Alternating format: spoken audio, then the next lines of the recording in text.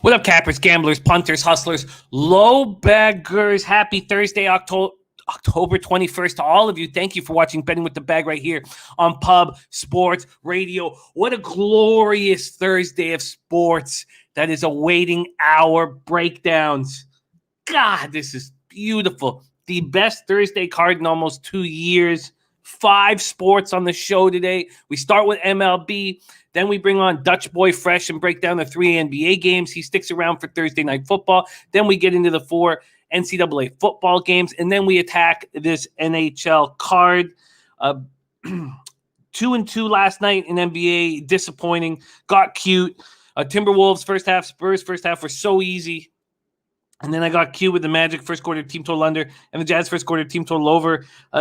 They were juiced as well. It's just a mistake that won't be made moving forward. Won't be made today. NHL, another winning day for us. 2-1 plus 1.05 units. We're looking good. I mean, it's not been excellent, but we're looking good. 13-12, hitting 52%. Average line plus 113. So we're plus 2.51 units in ROI, just over 10%. Boston, Philadelphia over 5.5 was very easy. Jose Say Hey play of the day was on that as well. He also was on the Red Sox, and we'll just give him some time on that. St. Louis, Vegas under 5.5, I felt was just such an easy bet. I mean, the whole market was on the over. Everybody thinking the over was a gift. And DeBoer just doesn't coach like that. The team allows 6 goals in LA, and then they have all these days off to sit and think about how porous their defense has been. And then they have no patches and no Stone. And if it wasn't for that Pietrangelo giveaway in the third period, I think I thought I was going to cash Knights -1 as well, which didn't cash. But and then, I stayed off of college football, and we had a lot of you guys in the chat on App State, and I wish I had jumped with you. Noli gave the under 61, that cashed. So overall, it was a really good day capping-wise. There was some profit, so it feels okay. But I'm so excited to be here. We got Dutch Boy Fresh coming on in about 15 minutes. Our job is just to cap this first baseball game, and there's no market, so it's going to be a little tricky. And, okay, beautiful. Say hey, play the day back for our guy Jose, still focusing on NHL. Shout out to everybody joining us. We got Brian Watson in the house, Capalot, Pops, Billy Friedrich, Nut Flush, Allen, Tony Cobbs, Jeff Shahad. He says, fresh off a break, excited to start capping and the NHL with the fam. Yeah, Jeff, we're off to a really nice start, especially Birdie. Birdie's destroying NHL right now. I almost finished Pete's stats last night, and I got a little tired, so I'll finish them off today. I did see what our man Trotwam did.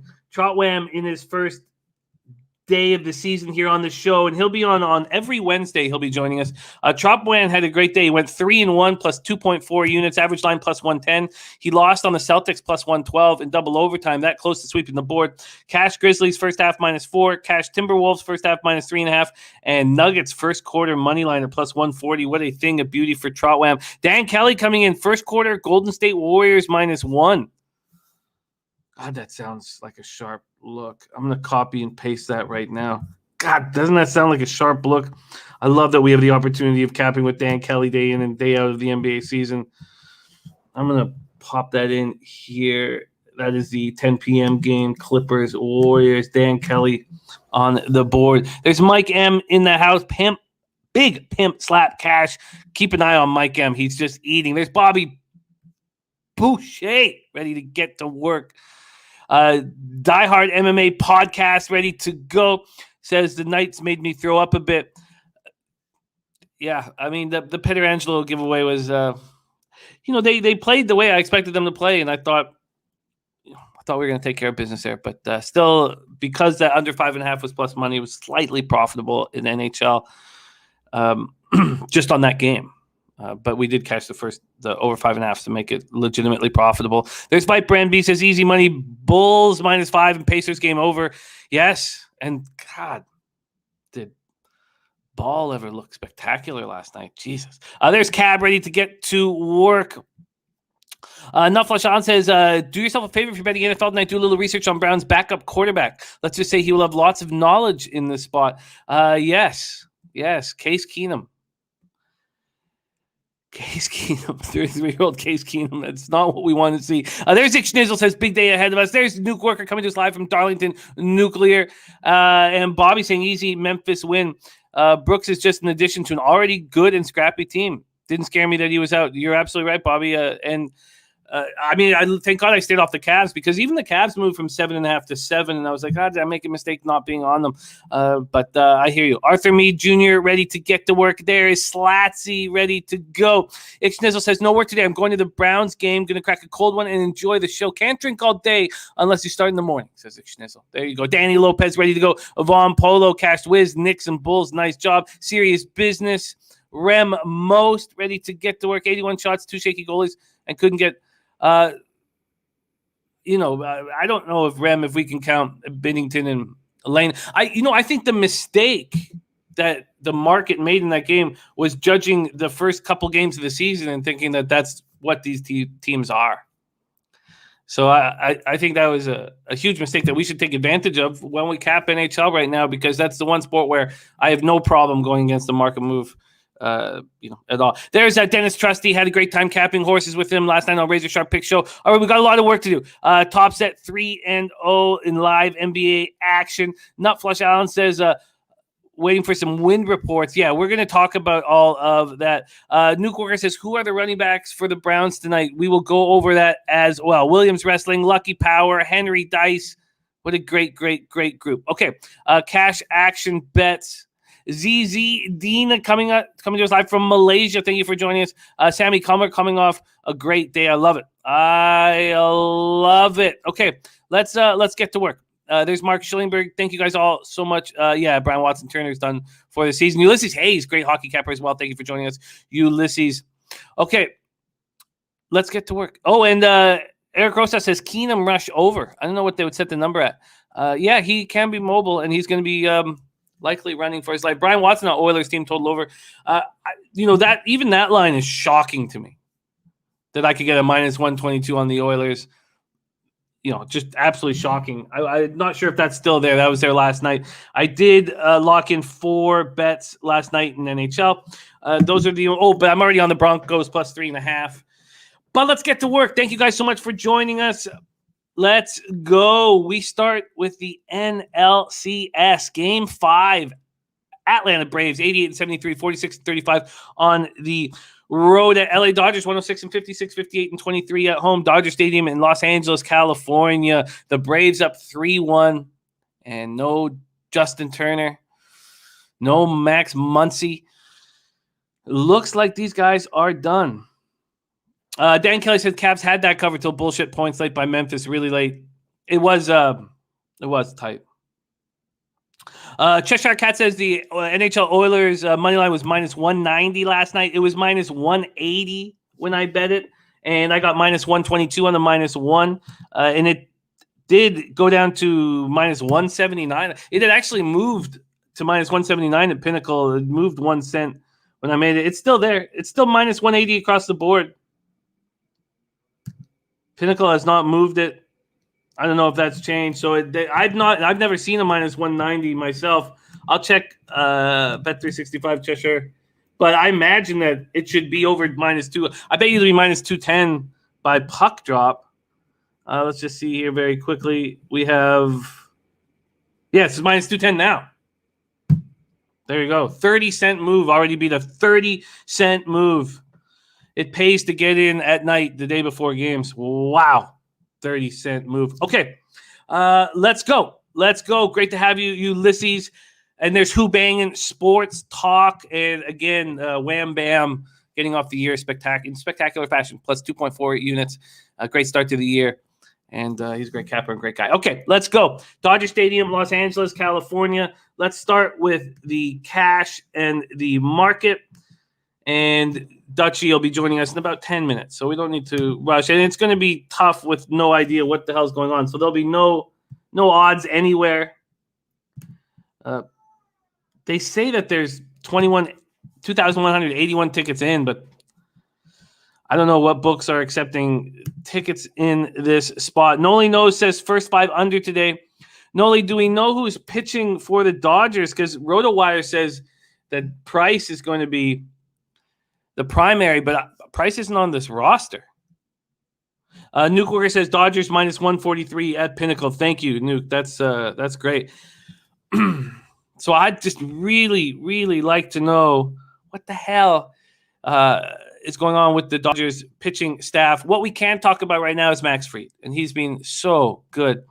14-7, 3.04 ERA, 1.09 WHIP, 158 Ks, and 165 2/3 here on the season. We'll go into his postseason stuff. There's Robert Cherry in the house. Dodgers, Mavs, Bucks, Golden State, Broncos. Stay tuned for NHL.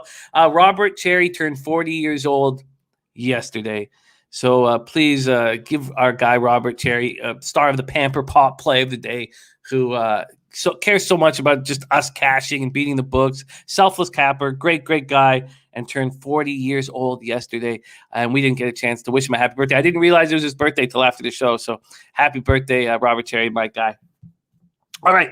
So Christopher Carter says this Dodger number being based solely off a must-win game does not make sense.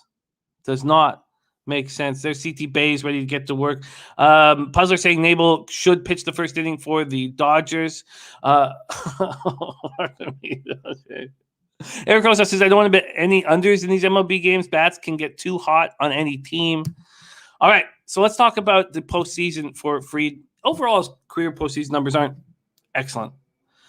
They've been very good this year, but overall, they're okay. He had 4 starts last year that weren't great.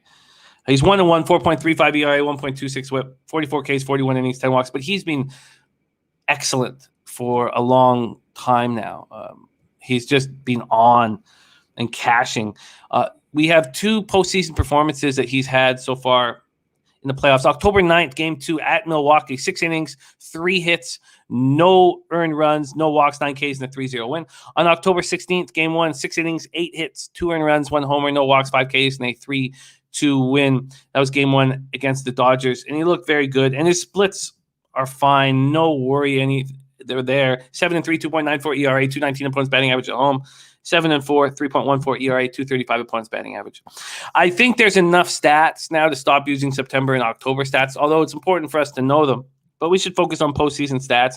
In the postseason stats, we have the Dodgers versus lefties in the postseason, 189 with a 561 OPS. They're just not hitting them. Both bullpens have been very good. And it just seems like that the doors, this is the end, is going to come on for the Dodgers. It just feels like it's over. It feels like it's over for them, and that Max Fried's going to finish the job. It just feels that way. And Justin Turner being out, a guy that you can count on in the toughest situations. But the Dodgers don't go down easy. Dodgers don't go down easy. But with Max Fried on the bump, it feels like it's over. JJB says, morning, fell asleep before the Remington pick 4 is finished. Didn't mind waking up, doubling my bet. Yeah, nice job. Noli Knows says, listening to interviews, it definitely feels like it's over. Ulysses Hayes says, don't count the Dodgers out. Well, I would rather focus on the first 5 with Max Fried because I know this Dodgers team has heart and character. So we've seen them come back too many times for us just to count them out. So Braves first 5, depending on the juice, that might have to be a minus a half run. We'll have to see what that juice is when it comes out. Nuke Worker taking the Braves and the plus money. Nuffalo Sean says stop jinking it. Jinkings it. And Dennis Garcia, yes, you've said Atlanta in 5 and says Atlanta money line is the only play you need tonight. Nice. Big Show Picks just got his Pub Sports Radio hoodie. I'm very interested in that.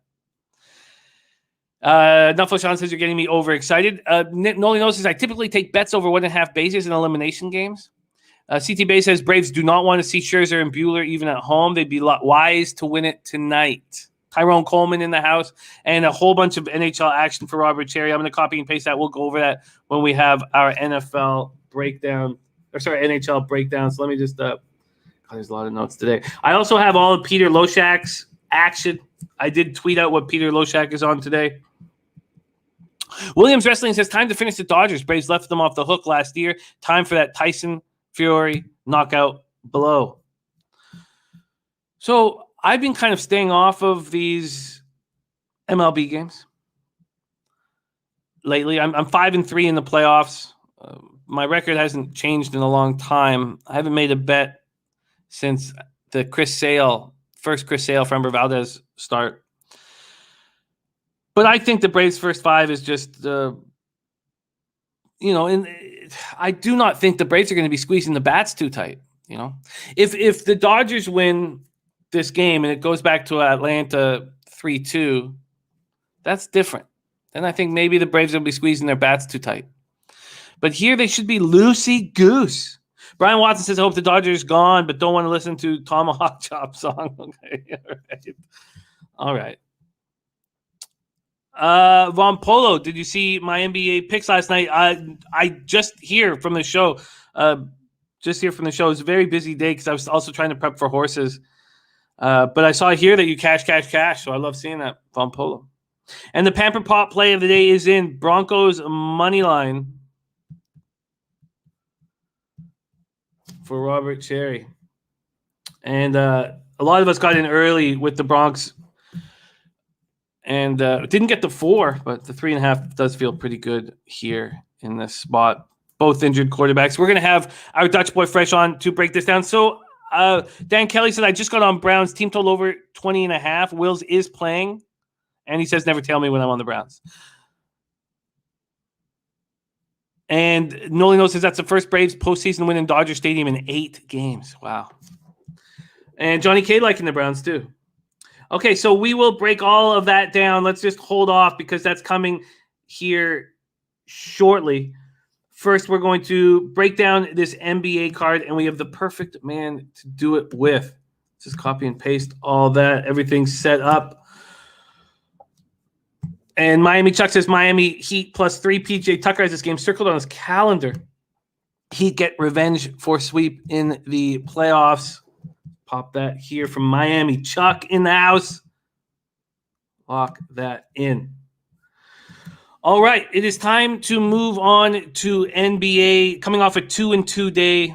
And that was foolish when the Wolves Spurs first half was so easy. I don't know why I had to get cute with these first quarter team totals. That hurt me. Ulysses Hayes looking at the under in the Browns game. All right. It is time to talk NBA with our very special guest. And you know him from the freshest look in the business.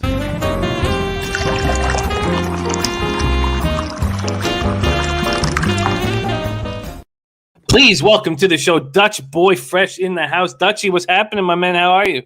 Yeah, man. Jimmy the motherfucking bag, man. Salute to you. All the ladies, gents, and D-gents in the chat. It's all love, man. Appreciate you having me back here Thursday. It's becoming a ritual. I look forward to it every Thursday, my guy. So do we.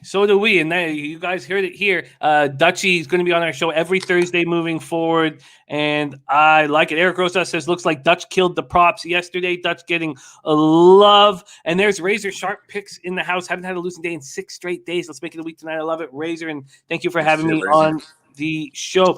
All right, let's get right to work. We have 3 beauties, and then we'll also keep Dutch around for NFL. Let's start with this Dallas Mavericks at Atlanta Hawks, State Farm Arena in Atlanta, Georgia. I'm just going to move my odds page over to NBA and spreads and totals and bring up the cash flow. We'll start with the cash flow. I'll set it up briefly, and then we'll get Dutch's expertise on the spot here.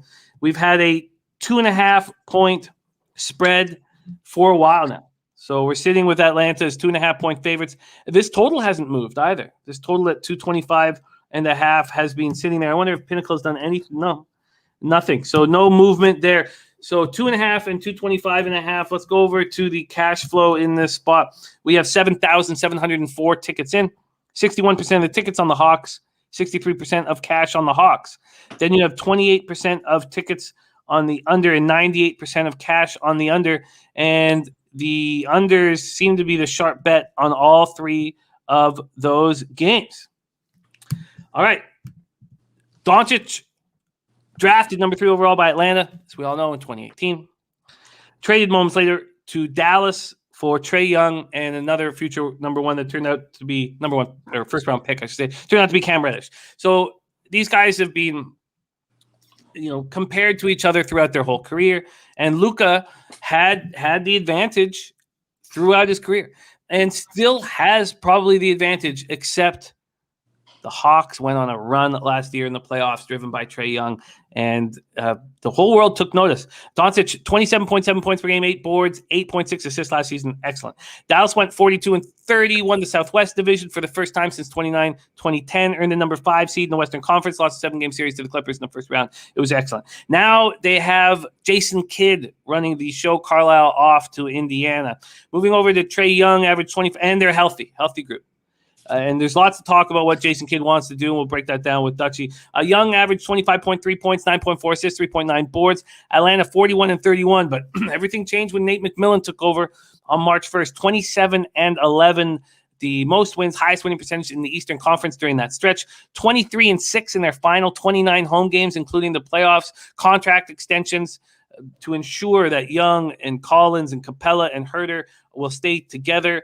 They bring in Dang as a free agent. They trade for DeLon Wright, whom we love up here in the north, and DeAndre Hunter fully recovered from the right knee injury, and of course Bogdanovich. Now Lou Williams, Danilo Gallinari are questionable, hip and shoulder respectively. All right, Dutchie. First game capping on Betting with the Bag. We're happy to have you. Take it away, Mavs Hawks.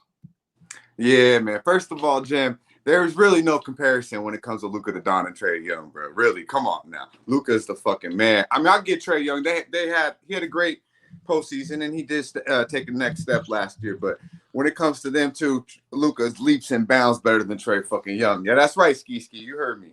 Now, when it comes to this game, Jim, I have to look at Atlanta here. I really do. I mean, you touched on a couple additions they had. I like them. I like Hunter coming back healthy. That's a big piece.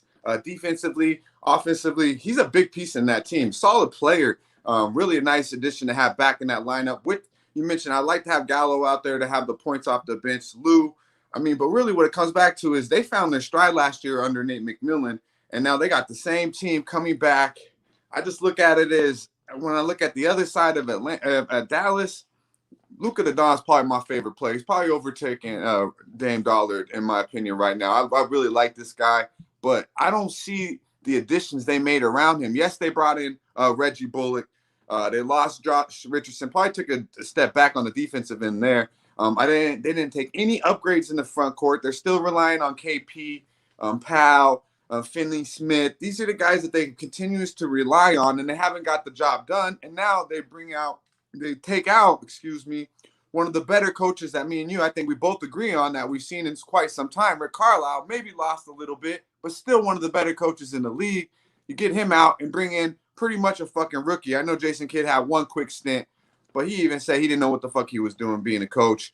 Now you bring him in. I know we think point guard with Luka and all this, but I don't see it. I really don't. And believe me, I want to, because I want to see Luka when it counts.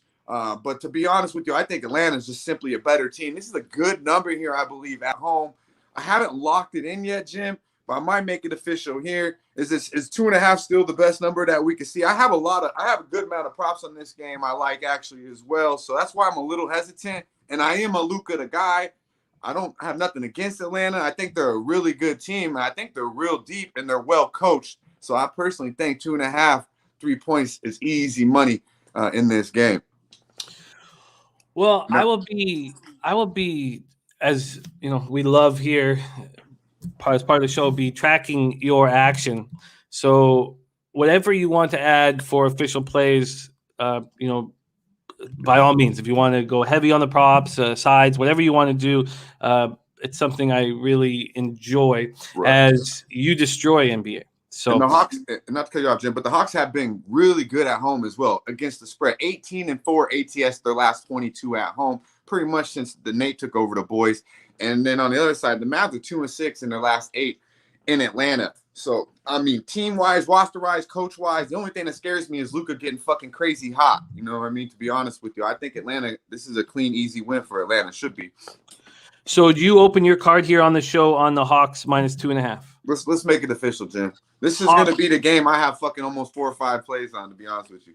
Hawks minus 2.5, and we can get you low juice. Sports Interaction hanging the minus 105. So first game on the board, and Dutchie opens up his card here on the Hawks minus 2.5 at minus 105 for Dutch, and that makes a lot of sense. I have a question about Jason Kidd and expectations with Jason Kidd. He says that he wants a completely different season out of KP. He wants him to stay not sitting on that 3-point line and turning into just a 3-point shooter. Do you want him in the paint? Do you think that that KP is capable of playing a full season in the dirty areas? I mean, he hasn't done it yet, to be honest with you. And I like these coaches. I see it, all this. Chauncey Billups also said Blazers were going to play some fucking defense last night. That didn't happen. So these coaches can keep wanting and wanting. If you don't have the players to fucking do it, it's not going to happen. Simple. KP is not a banger. He should be more dominant, should be more aggressive. But if you're looking at that guy to be a banger down low, good fucking luck, bro. All right, we have Dutch on the Hawks minus 2.5, and this makes sense to me. It makes a ton of sense to me. It really does. Man, got that home crowd too, man. Absolutely, and they also, all these guys know what it's like to not play in front of the home crowd. And I'm not talking about COVID. I'm talking about people not wanting to watch Atlanta Hawks games. So I like that look. I like that look a lot. Are you wanting to add any props to your this is a game that I really like, Jim. I really like it. That's why I was hesitant to even put on the spread, but I really like Atlanta here because I got some props that just make too much sense to me not to. I have 2 I locked in, and the third one that I'm probably going to lock in here. See if you can't give me a better number on it. But quickly on Luka, I'm going to stay away from the Luka props. They're all juice. The one prop that I would recommend, maybe a little tequila money, is the triple-double plus 475. He's averaging 27, 12, and 9 his last 2 meetings versus Atlanta. We know we talked about the past these 2 teams have with the trades and everything. I expect Luka to go over this number, but I'm not going to bet 30 over. And his sister juiced up over 9.5. Everything they know that Luka's going to do his, so I'm going to stay off of it. If you want some Luka action, take a shot at the triple-double at plus 475. Now, an official play I do have, Jim, is Trae Young over 8.5 assists. Got this at minus 105. Now, as I said on the Pub Show, NBA, most of my props, I'm not going anything over minus 110. I'm looking for better juice. You touched on it a little as well, Jim. We're getting better numbers on these prop lines. Yes. So there's no reason to be laying minus 125, 130, unless we absolutely have to. I did that with James Harden when I beat the number by 2, and I still bricked it, minus 120. So I'm trying not to lay those types of juice unless it's just fucking a beautiful thing. But we're going to go Trae Young over 8.5 assists, minus 105. He's went over this number the last 3 meetings against Dallas. He's averaged 11 assists in these 3 games. Jim touched on it. Averaged over 9.5 assists last year.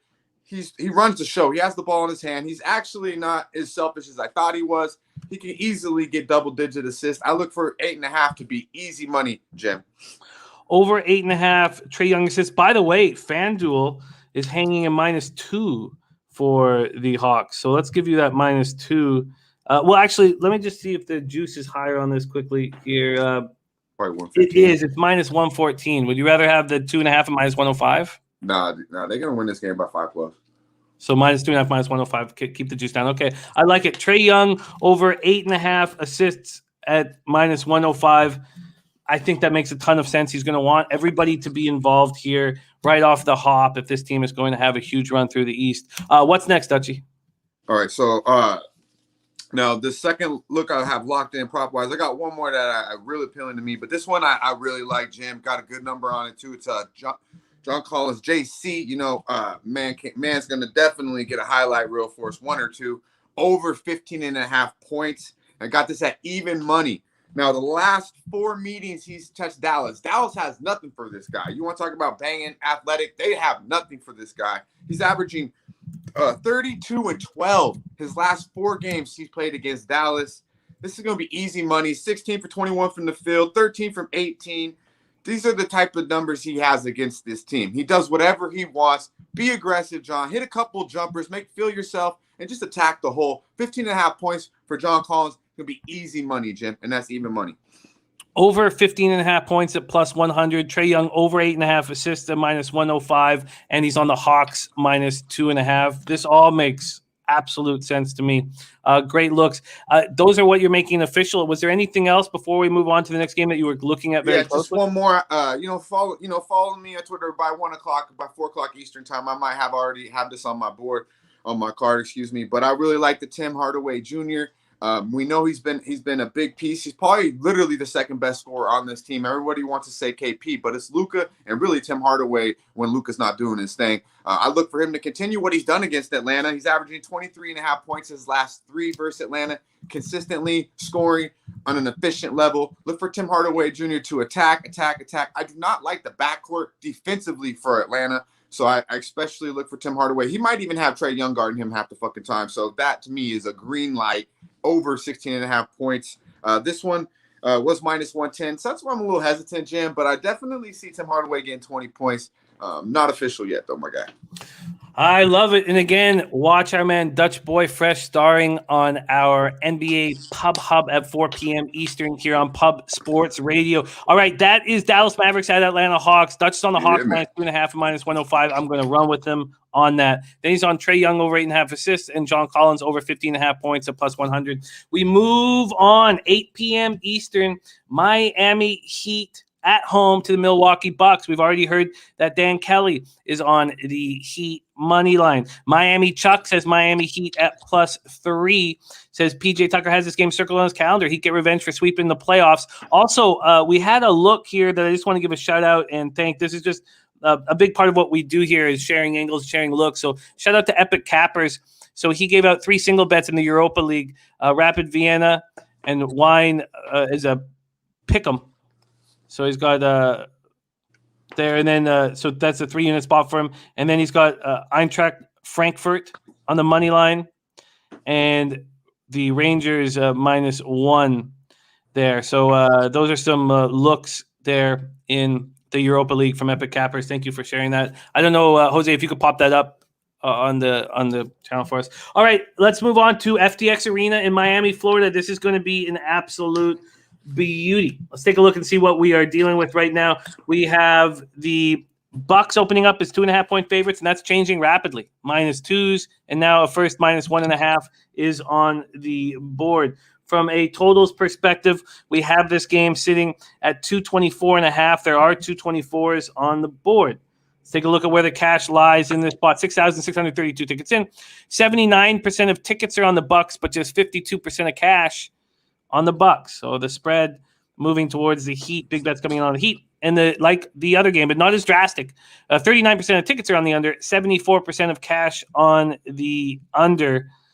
Very, very, very interesting, Dutch. Heat have added a lot of toughness this year. They bring in Kyle Lowry, PJ Tucker, and Markieff Morris. But Lowry's 35, Tucker's 36, and Morris is 32. I mean, they're clearly in win now mode. And I get it. You want to get together a championship season. Well, Pat Riley can still understand what's happening in front of him. The Bucks opened their season on Tuesday with a 127-104 win over Brooklyn Nets. Bucks got their championship rings, and they were all business. All business. And that's being talked about by a few different people. Grayson Allen, one of them, saying he's not heard anybody talk about last year's championship team. And I like Grayson Allen joining that squad. I think he's a nice fit for them. But he's like, no, they're all business all the time. Antetokounmpo, 32 points, 14 boards, 7 assists. Middleton, 20 points, 9 boards. Connaughton, 20 points. Drew Holiday only played in the first half due to a heel injury. So he's questionable. They're also dealing with injuries early. Portis, DiVincenzo, Rodney Hood, and Semi Ojeleye all out with injuries. Milwaukee out-rebounded Brooklyn 54-44, took 21 more shots, and the Nets just wanted it so much more. It's very interesting. And this team's rolling. So Lopez is the 4th returning starter for this team. So they have 4 starters other than Grayson Allen, or returning starters other than Grayson Allen. And Holiday, Middleton come in off winning Olympic golds too. But, you know, they win, they get their rings, they win. Drew Holiday goes down. Is this a Miami Heat spot, Dutch? I believe so, Jim. I believe so. I believe the plus 120 is good money. I really like in Miami. I like them as a team from the coaching perspective. I really like the PJ Tucker addition. This is going to be the best defensive team in the NBA as long as they stay healthy. They have a pit bull at point guard.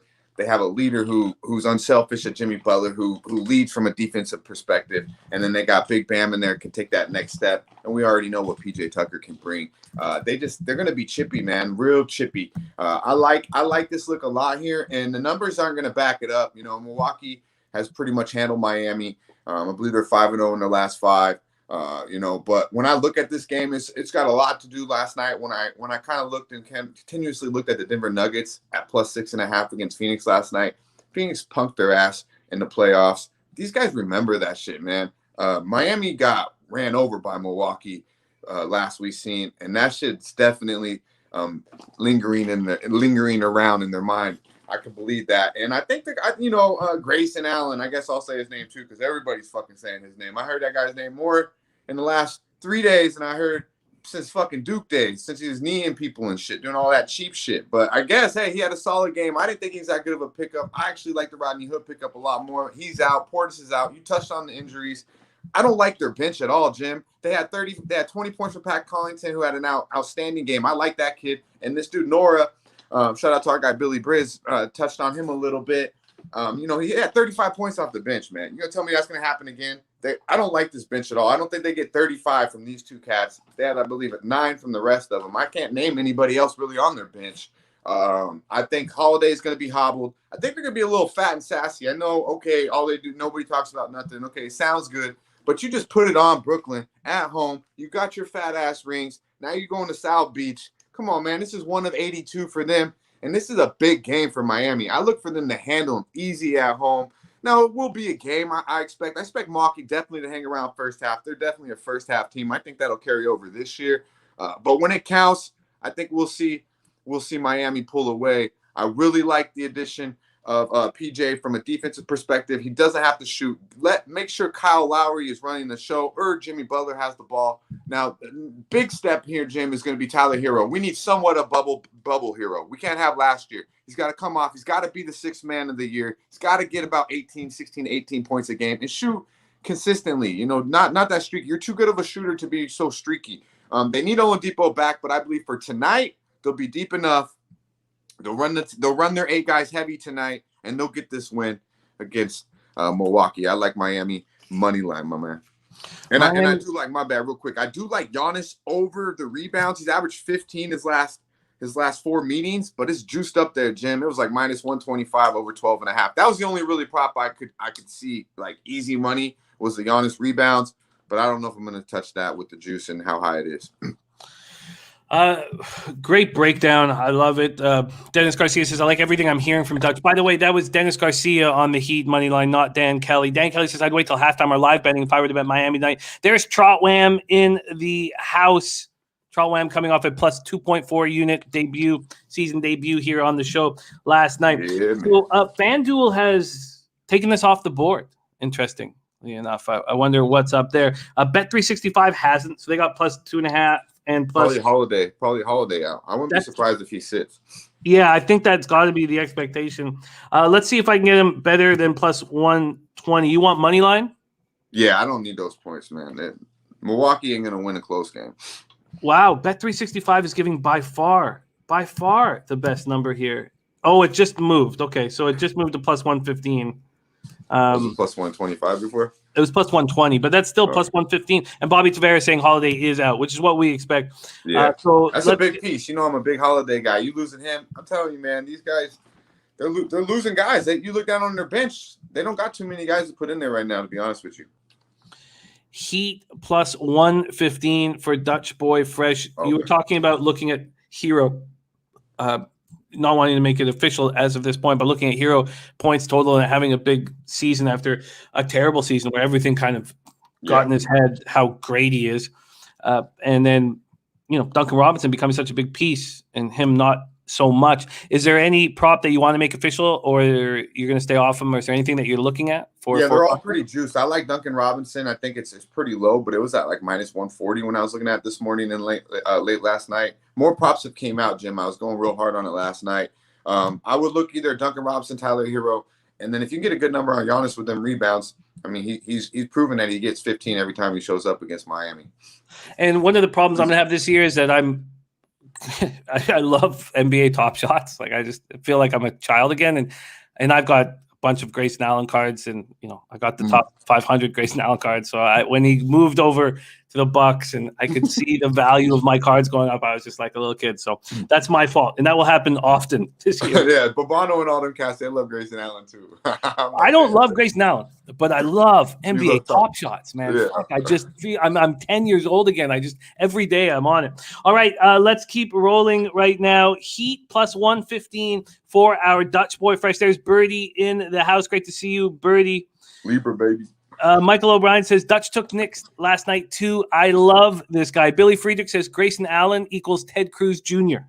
That's what he says. And we got a horse look from Dennis Trusty here. I'm going to copy and paste that right now. Delta Downs race 4. Thank you for sharing that with us. But we got to keep rolling here. But I'm going to copy and paste that, and I will go over that again at the end of the show. All right, we have one more NBA game. Gosh, this is fun having NBA back in action, having all these sports going on, having fans in the crowds. All right, let's go. Next up for us is LA Clippers at Golden State Warriors. Dan Kelly did give us the Warriors -1 first quarter already. We're in Chase Center in San Francisco, California. From a spread total side of things, we have the Warriors opening up at -3.5, and it hasn't moved. It hasn't moved in any of the established books that I look at. Some of the shady books have moved it to 2.5. Clippers are at 226. Sorry, the total's at 226.5. That's dropped to 226, and some of those dicey books have moved to 225.5. Let's move on to the cash flow in this spot. 34% of tickets on the Clippers, but 69% of cash. Then we have 53% of tickets, 98% of cash on the under, and we see it slowly moving towards that under. Neil P, no. Next up is football. We're going to move into NFL and NCAA football next, so you are in business, my man. There's Guillermo Zertucci in the house. Great. Thank you for joining us. Great to see you. Here we go. Warriors have their home opener fresh off their impressive 121-114 win at the Lakers. Curry goes 5 for 21 from the field, and they win comfortably. It's a very good sign. He does get his 8th career triple-double, 21, 10, and 10. Jordan Poole is excellent. Damian Lee looked good, 20 and 15 respectively. Iguodala back in action where he belongs, 12 points in his return.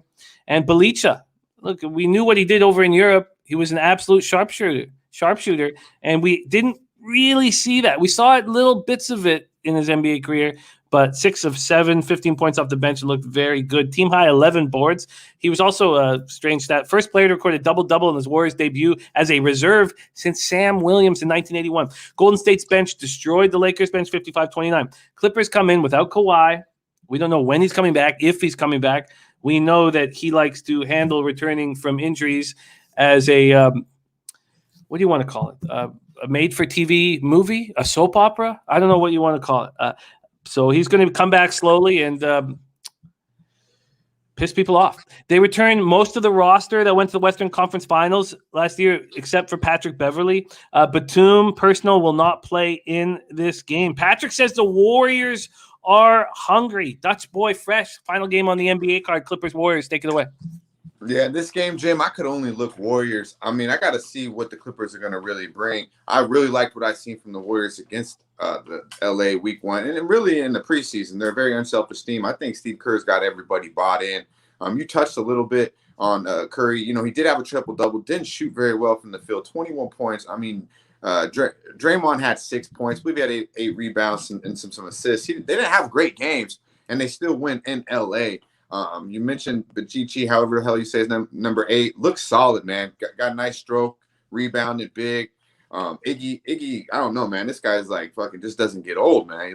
He just fine wine out there, looking good. I like, Wiggins around. They got a squad, man. I really like Jordan Poole. I mean, I can kind of go off everything you said it, Jim. I just think the Warriors are just a better team right now. I was, high on them, but I wanted Clay and Wise to get back in this lineup, but they might be deep enough to make a little run in this West without Clay. I don't really like what I see from the Clippers, just roster standpoint. They don't, without Kawhi off there, they lose I know, say what you will about Beverly, but I mean, he sets the tone, man. And I think that's going to be a piece missing from there. I think he kind of gets Paul George maybe a little bit more out of that, like fucking chill mode he's always in. I'd like Reggie Jackson, but is it going to sustain? I don't know. He might even out a little bit more. I think they're going to miss Batum tonight. No Serge Ibaka. I really don't like their front court. I mean, it's not appealing to me, the front line. I mean, they got Zubac. Other than that, I don't really see what's impressive. I know they got Luke Kennard off the bench. I'm just not that high on the Clippers, to be honest with you. Now, when Kawhi comes back, he's one of the elite players in the league. That changes that whole roster. With him out, I believe we should take advantage of a team. The Warriors won every single game in the preseason. They won their first game in LA.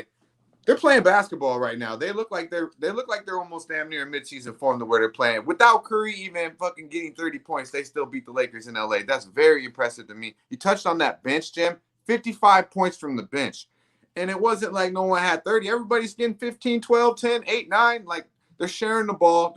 They shoot absolutely beautiful from everywhere. I mean, they're fucking 25 from 30 from the free throw line. So if they get fouled, they're going to knock down their free throws. They had 30 assists. They're sharing the fucking ball. And they don't look like they have all. I mean, they might be a little soft. They don't have all these bigs. They out rebounded the Lakers +5, and they got some big boys over there.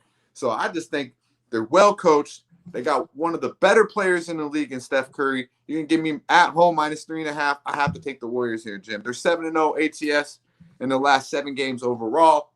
I just think that they're the play right here.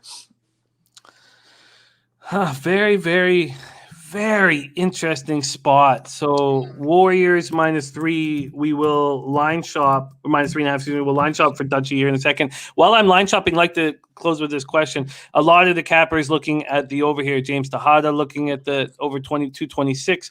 Danny Betts says over is a move. Book it quick. Cash Action Betts, who's just a very, very good capper, and we've missed him. Great to have him back on the show. Is on the first half over 112.5. What do you think of the pace in this game? And I know totals are tricky early in the season, but a lot of the cappers in the chat like in the over. Do you agree with it? Yeah, I would have to say I would agree with the over. I think the Clippers are going to take a step back from a defensive perspective. They're losing. They're lost. Personally, they don't have their 2 best defensive players on the court, Kawhi Leonard and Patrick Beverley. I told you I think that I don't believe that their defense or that their front line is that good. So they're suspect to protecting the rim. So yeah, I do see some points here. And obviously from the Warriors aspect, they don't really have a rim protector either. So I could see up and down and some points being scored in this game, Jim, but nothing I would make official. This is so much fun, man. It's so much fun. And everybody talking about Browns, Broncos, and you're a Broncos guy, and we're so close to capping that. I enjoy this immensely. So we can give you Warriors -3.5 and -107. My question really is this. This Clippers roster was, stepped up in a big way come the playoffs. And this Clippers team smashed the Warriors when they opened Chase Center. Is there any memory of that for the Warriors? Do you think there's any reason why they will try X? Because I think this is a very sharp thought from Joseph Gomez saying weak, suspicious line coming off a high in the Lakers win. So I guess the main question is, do you think that the Warriors are out for blood against all these top Western Conference teams? I do. I think they've been kind of in the shadow the past couple of years. Nobody's really talked about. I mean, Curry had a good year last year. Nobody's really talked about him though. Steve Kerr's a forgotten thought. Steve Kerr's one of the better coaches in the league. I think he's out to prove it. I think Steve Kerr got a big chip on the shoulder, especially against a guy like Ty Lue, who really been more talked about than him the last couple of years. I think you got Draymond on your team. I think these guys take shit personally. They remember shit, and I do think that they're playing with a chip. They showed that in the preseason, and they showed that game 1 against the Lakers. I like it. This out of the 3 plays, out of the 3 sides I have, Jim, would be the one that I was most hesitant to fire 3.5 because I do think there's some bias after game 1. But when I look at the rosters from a coaching, from every aspect of it, without Kawhi Leonard, and you're missing 2 big pieces with Batum and Serge Ibaka out, I just think this is a clear Warrior spot. There you have it, -3.5, -107. Is there any, quickly, so I want to jump into football, is there any player props that you are interested in? No, I mean, really, I like Jordan Poole. I didn't look too much into it. I might have something by afternoon time, Jim, but I didn't look too much into it. Look for Curry to bounce back. His assists are still pretty low, too. I think they're moving the ball a lot. So I would look for a Curry assist and maybe Jordan Poole. A little more later on that, though. I love it. Dutch Boy Fresh. Join us here, Betting with the Bag. Every Thursday, we have Dutchy rolling with us, and I love it. I absolutely love it. So this is what Dutch is on. He's on the Hawks, -2.5, -105. I'm going to run with him on that. He's on Young over 8.5 assists, -105, and Collins over 15.5 points at +100. I'm trying to stay off player props at this point in the season. He's on the Heat money line at +115. I, too, am going to roll with you guys on the Heat here. And excited. Then he's on the Warriors -3.5 and -107. And I get it. I completely get it, but I'm just a little. You like the Clippers on this game, Jim? I find that the Clippers are a tricky team to cap, and they are. There's been times where I'm like, do these guys even care? Do they care? Like I don't like that, So I don't know what to do with them. I don't know if I know that they watched, though they've said that they've watched what the Warriors did to the Lakers. So they're certainly coming in here like ready for a game. They clearly like the opportunity to step up when people count them out, as we saw after Kawhi went down. They hurt me badly last year. I made a big bet on that game 6 against Utah, which really blew up in my face. So I'm just afraid of them. Yeah. I think the bench is really going to show out in this game. I don't think the Clippers have a bench, especially with their injuries. And I think the Warriors have one of the better benches in the league. And that's what's going to get the win tonight.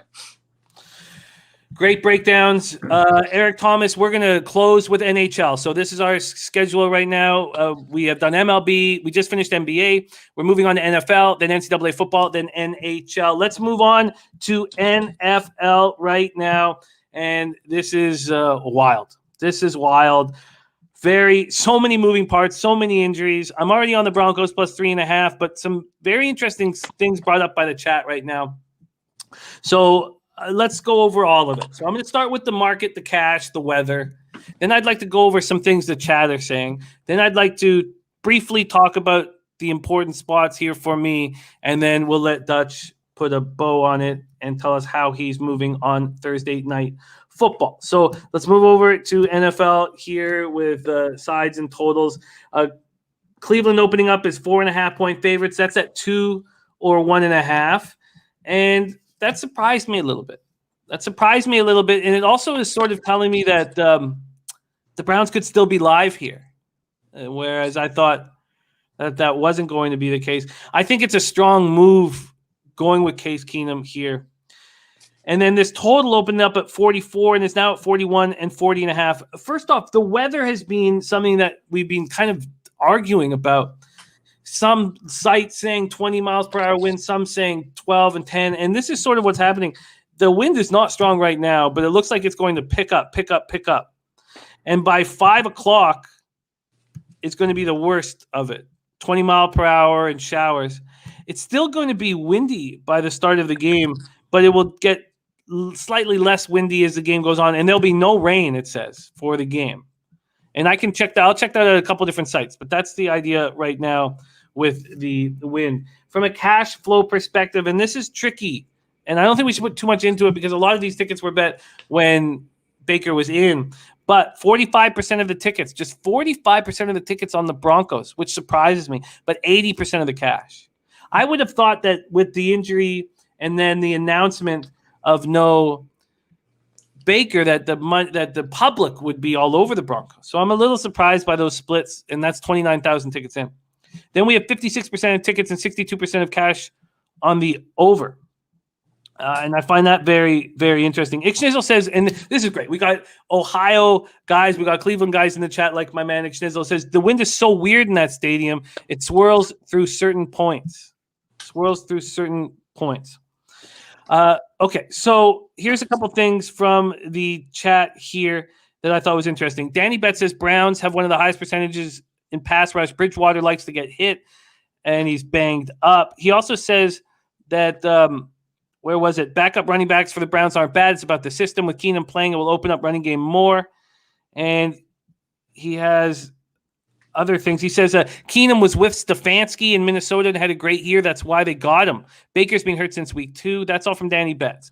So that's Danny Betts' situation here. And then Dan Kelly says, no reason for Odell Beckham Jr. to play tonight. Browns have a wealth of talent wide receivers. Schwartz, Peoples-Jones, Rashard Higgins, and 3 very good tight ends in Njoku, Bryant, and Austin Hooper. And Nutflash Allen says, my numbers really like the Sutton prop. I know the wind is supposed to be a factor, but I still like them. Okay, so Keenum starting. He won't have his running backs, Nick Chubb and Kareem Hunt.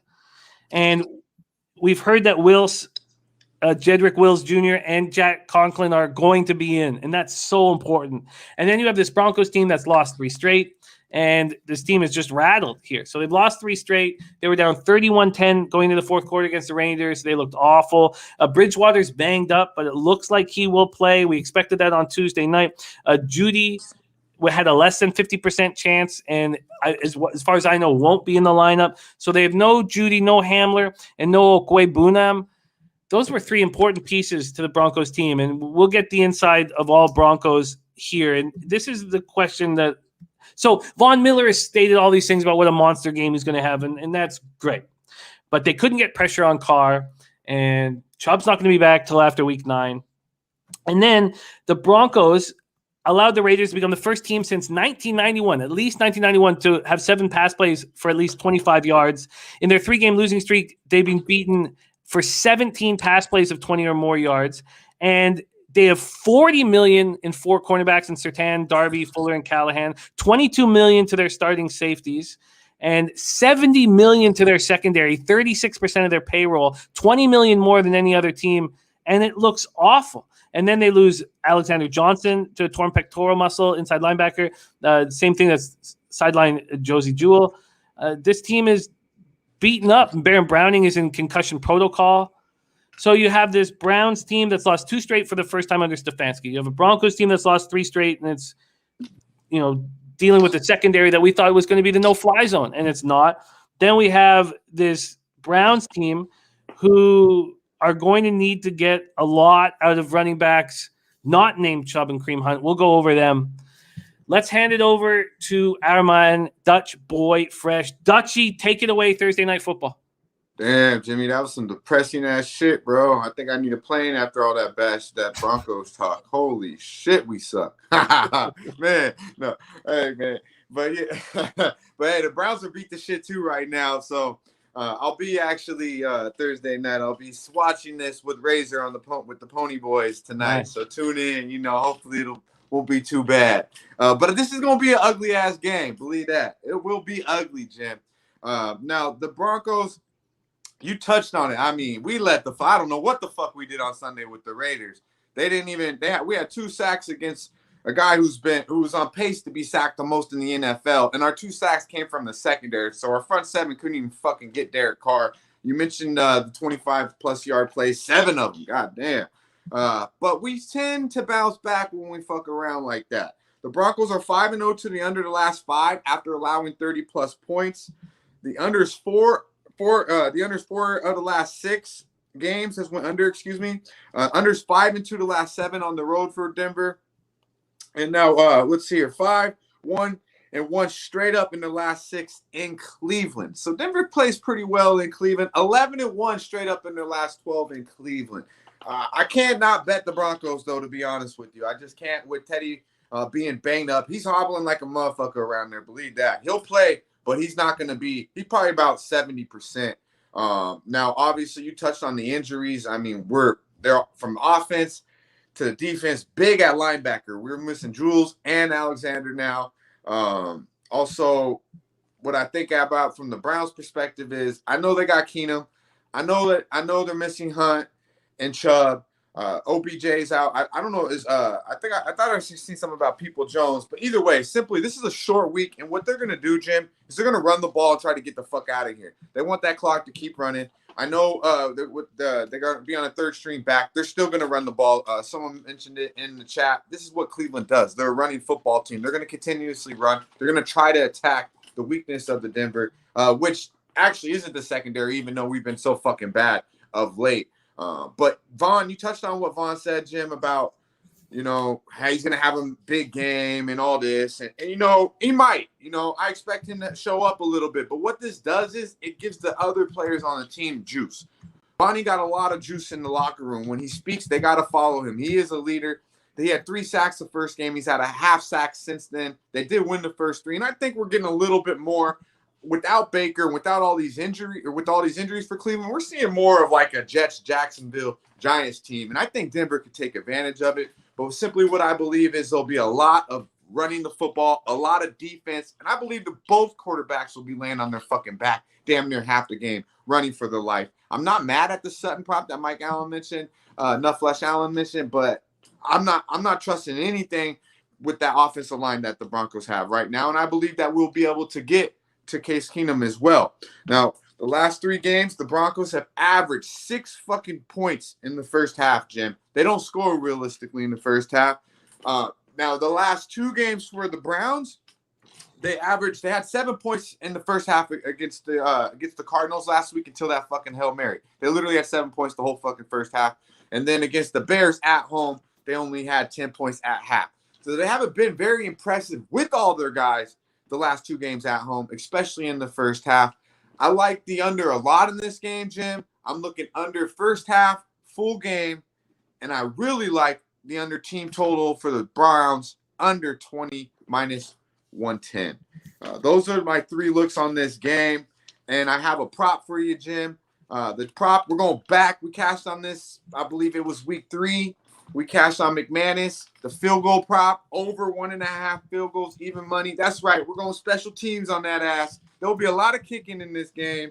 He's went over this number 4 to 6 games. He's averaging 2 field goals on the season per game.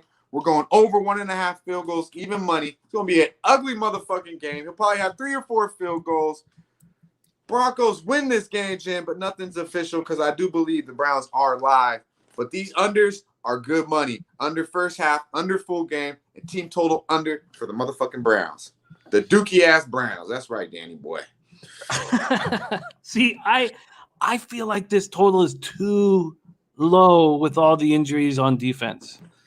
And that's my first feeling. I mean, if we jump in at 44, 43 and a half, then I'm like, okay, I get it. But at 40 and a half, and with the issues that both teams have had scoring early especially the Broncos. I mean, the Broncos need a get-right spot, and it makes me nervous. They can't protect Teddy. That's what I'm worried about. They just can't protect them. They really can't. They're going to have to run the ball an awful lot. That's why I feel like the clock's just going to run. So it's 40. It's down to 40 and a half?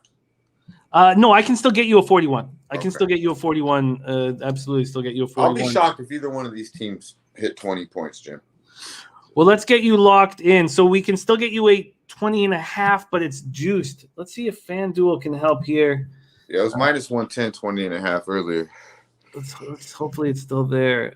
Let's go in here. We have. If not, we'll just make the full game under. I really like that first half under, though. I think these guys are really going to just kind of keep it real tight to the vest early and then maybe open it up a little bit late.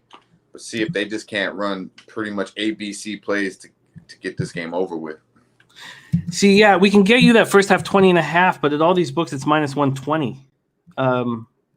Minus 120 at FanDuel, 123 at Pinnacle. Okay, yeah, we'll just keep the full game then, Jim. I don't want to minus 120.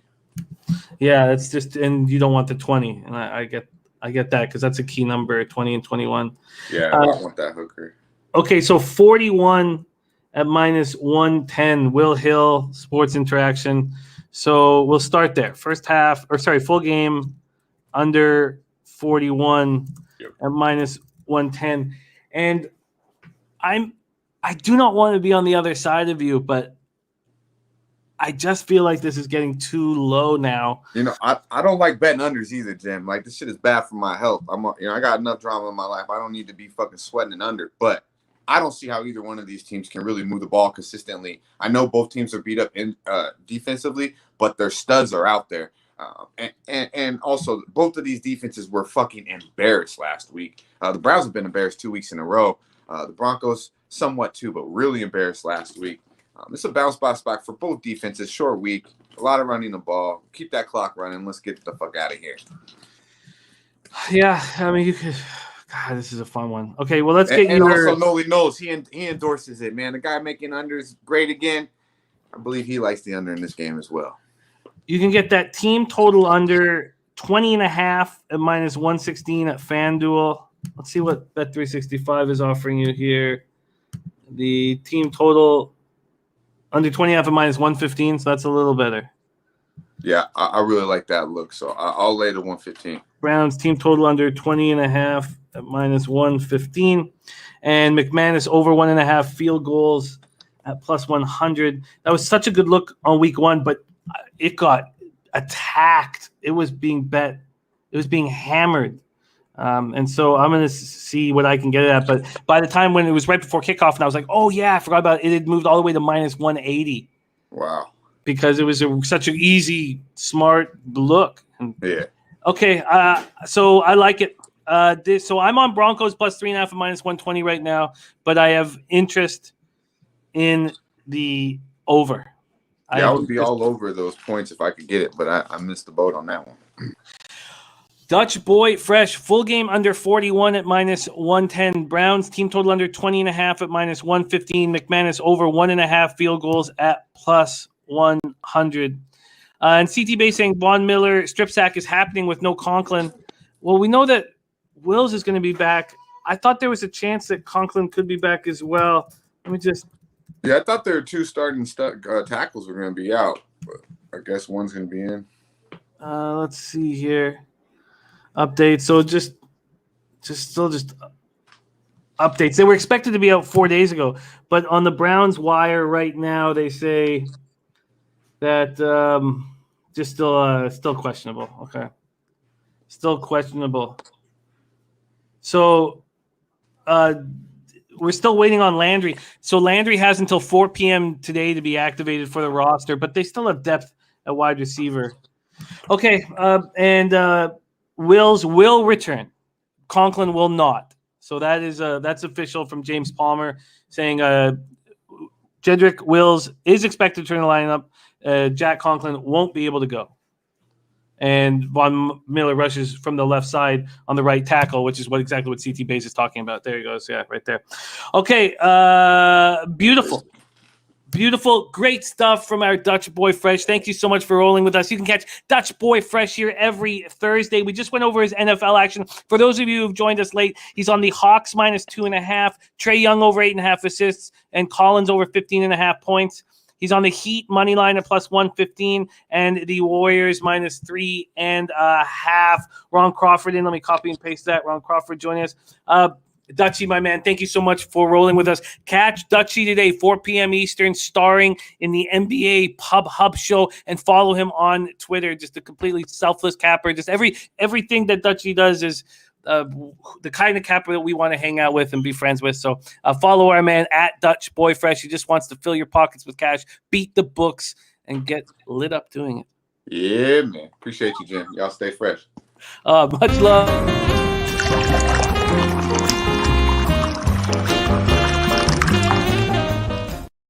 And while that was going on, we just received word that the spreadsheet play of the day is the Dodgers from our Ron Crawford. Dodgers is the spreadsheet play of the day.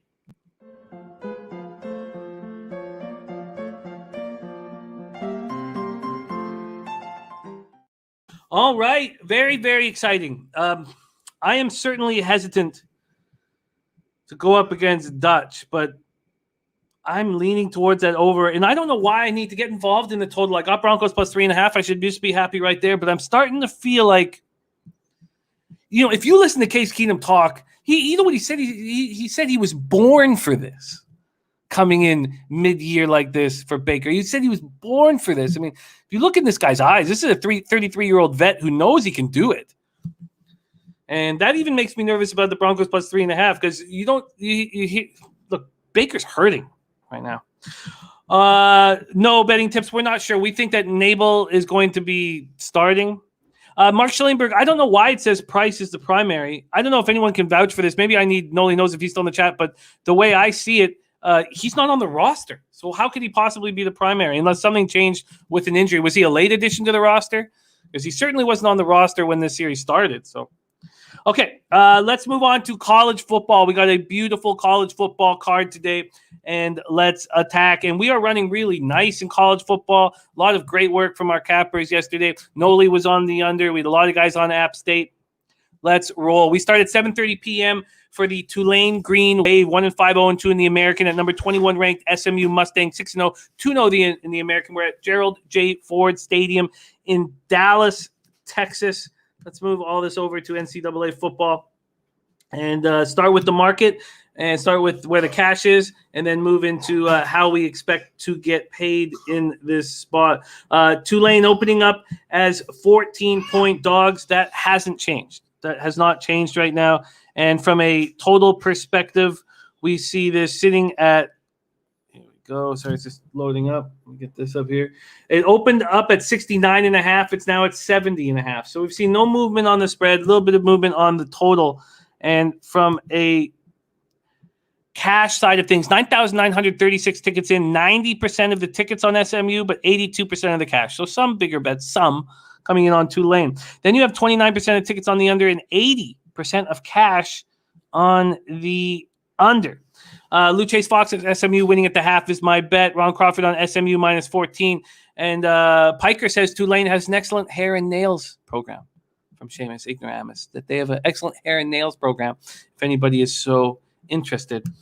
Tulane comes in off their bye week trying to put an end to their 4-game losing streak. The last 2 losses have been ugly double-digit setbacks. Now, the first one was much uglier. October 2nd, they lose 52-29 at East Carolina as 3-point favorites. They allowed the Pirates to put up 612 yards of offense. Then they lose 40-22 at home to Houston as 6.5-point dogs. It wasn't quite as ugly. In just 6 games, the Wave have already turned the ball over 15 times. 15 times in 6 games. They only turned the ball over 14 times in 12 games last year. Michael Pratt is a huge problem with this. 5 interceptions, 5 fumbles. So he has thrown 13 touchdown passes. He's throwing 227.3 yards passing a game. And new offensive coordinator Chip Long's got to be losing his shit watching him out there. I mean, 10 turnovers from him directly. I mean, that's a problem in 6 games. And then Tulane's not rushing the ball. They led the conference in 2020. They're 9th in the AAC this year, 140 yards per game. The offensive line is not helping anybody. So this is also the start of a very tough 2-game stretch. Willie Fritz has to face SMU this week, and then next week they face Cincinnati. Roland G in the house says SMU minus 14 and the over 70.5. Christopher Comentini says Tulane is hot garbage. Not chilled garbage, but hot garbage. Hot garbage. SMU comes in off their bye 6-0 and feeling good about themselves. 3-team race atop the AAC this year. Houston, Cincinnati, SMU, all 6-0, all 2-0 in conference, I believe. I have to double check that. We last saw them in a 31-24 win at Navy as 13.5-point favorites. Sonny Dykes Mustangs lead the AAC in total offense, passing yards per game. And the biggest point of this is their defense looks so much better this year. Tanner Mordecai, their quarterback, tied for first in the country in touchdown passes, averaging more than 315 yards a game. And their wide receiver core is very, very good. You know, one of the best in the country. Danny Gray, Reggie Robertson Jr., Rashee Rice. Ulysses Bentley, the 4th, their starting running back, sat out against USF. Then he was limited to just 2 carries against Navy. It's very possible that it'll be Trey Siggers who will be filling in, and he's looked pretty good doing it. Ron Crawford says Tulane gives up 190 yards rushing and 475 yards of total defense. No contest. So everybody here on SMU, nobody's saying Tulane. So let's go back to this. So we haven't seen any movement on the 14 points. We've seen it go up 1 point. We see that sharp money's on the under. And there are some big bets made on Tulane. I feel like SMU plays down to their level of competition. And I don't know if I want them for 14-point favorites when they're feeling so good about themselves coming in off a bye. I would think that the first half might be something that we'd be nervous about. And something that happens in college and it happens in CFL is that these teams don't come out real hungry in week 1 off of the bye. Who Bang in Sports Talk says SMU or pass. And Cab says no Tulane, but I want to check that team total for SMU. Let me see if I can get you that right now quickly here, because at this point, I understand that it's SMU or pass, but it's gone down to 13.5 at Bet365. Interesting. It didn't say that on my other sheet. And from a team total perspective, SMU's at 42.5, while Tulane is at 27.5, juice to the over. I don't know. This game means so much to Fritz, to Chip Long, to Tulane. Coming off their bye week on a 4-game losing streak, and then you have this Houston team just loosey-goosey, so comfortable. John Garcia says, don't you think SMU has to make the playoffs when these top 5 teams keep losing? That's a tough question. They got some big games to play in conference here before the year's out. Cab says SMU scored over 30 points in 5 of the last 5. I mean, it's sitting there at 42.5, and I Heavy saying 13.5 at Caesars. I don't think I want that. Lou Chase Fox says we all need a reality check sometimes. It's like Pete always says, don't overbet and learn from your mistakes. We should have bet Coastal Carolina as a first half since they were on the road. I guess it comes down to me not wanting SMU. No, I did not, Ron Crawford. I didn't realize it was a spreadsheet play of the day. I saw that because you give out spreadsheet plays that aren't play of the days. But if that was a spreadsheet play of the day, I will put it on your record because it's not on your record. So, because I did go over that, but I didn't. It said, because I know it said spreadsheet play, but I thought it was just a spreadsheet play, not part of the plays of the day. But I will make that note right here and add that to your record. Okay, there we go. Cash Action Bet says SMU. Nathan Cerna says, I'm sure this means a lot to SMU to preserve their 6-0 record. I don't think they pull a Coastal. I don't want them. I agree it's SMU or no play and no bet. And I think at this point, it's going to be no bet for me. Let's move on to 7:30 p.m. Eastern. We have Florida Atlantic Owls at Charlotte 49ers. This is a fascinating game from a capping standpoint. And I wish I had more time to dig into this, because the reason why, and I was trying to figure out, I was like, why is this market moving so quickly to Florida Atlantic? They opened up as 5-point favorites and now 7-point favorites. This total opened up at 54.5 and is now at 57. Why is Florida Atlantic, a team that we can always question whether they can? I know under Taggart, there's a lot of changes. A new quarterback brought in, new running back brought in. They're both, leading the way. But this was a team that, from a vividness perspective, I just remember them not traveling very well. And 48% of the tickets are on Florida Atlantic, 44% of the cash, which is interesting.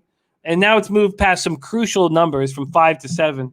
Then we have 34% of the tickets, 94% of cash on the under. And by the way, the sharp money is on the under in Tulane SMU, Louisiana Arkansas State, Florida Atlantic Charlotte, and on the over in San Jose State UNLV, which is fascinating. I love these games. Okay, so let's get after it right now. The reason that I don't have the full breakdown here, but the advanced metrics of Charlotte's defense are terrible. If you break down all the advanced metrics, they're a horrible defense. And I know that they're allowing 25.7 points per game on the season compared to the 32.5% last season. But if you trust what you're reading from these advanced metrics, it's going to be worse than they were last season. So that is fascinating to me. Okay. And cash action's already on the first half, under 36.5 in Arkansas State. And spreadsheet play of the day for Ron Crawford, NCAA football Saturday is Boston College +6. Let me pop that in here. Thank you for sharing that, Ron. And I'll share that throughout the week. So I'll put that here. All right. And Noli Knows is on the under 57 here as well. And Fat Wally says, I think SMU under 42.5. He likes them scoring 38 to 35. That might be it, Wally. That might be it. Cash Action Bets liking Charlotte. And, I think that the tickets would be very different if this had them open, say, at 6.5, not 5. Wow, I think Fat Wally has given me something that I'm very interested in. If I do think that this team's going to come out lazy, again, Wally, we're going to have to trust this 2 weeks, which is not something that will add years to our life. I'm going to pop that in the chat. I find that if there's any play that's interested me so far, it is that one. Okay. And Joseph Gomez says Ron Crawford making sure he's teabagging the books with that play. Okay, so let's break this down further. Both teams coming in off their bye week. Florida Atlantic comes in off their second loss in 3 games, 31-14 at UAB as 3.5-point dogs. They turn the ball over 4 times in that loss. Charlotte comes in off a 45-33 win at Florida International as 3.5-point favorites. That was another interesting thing with their defense, the Charlotte defense that, bending but not breaking. So they win 45-33. They were outgained 538-378 in that win. They both share FIU as a common opponent. FAU beat FIU 58-21 at home on October 2nd.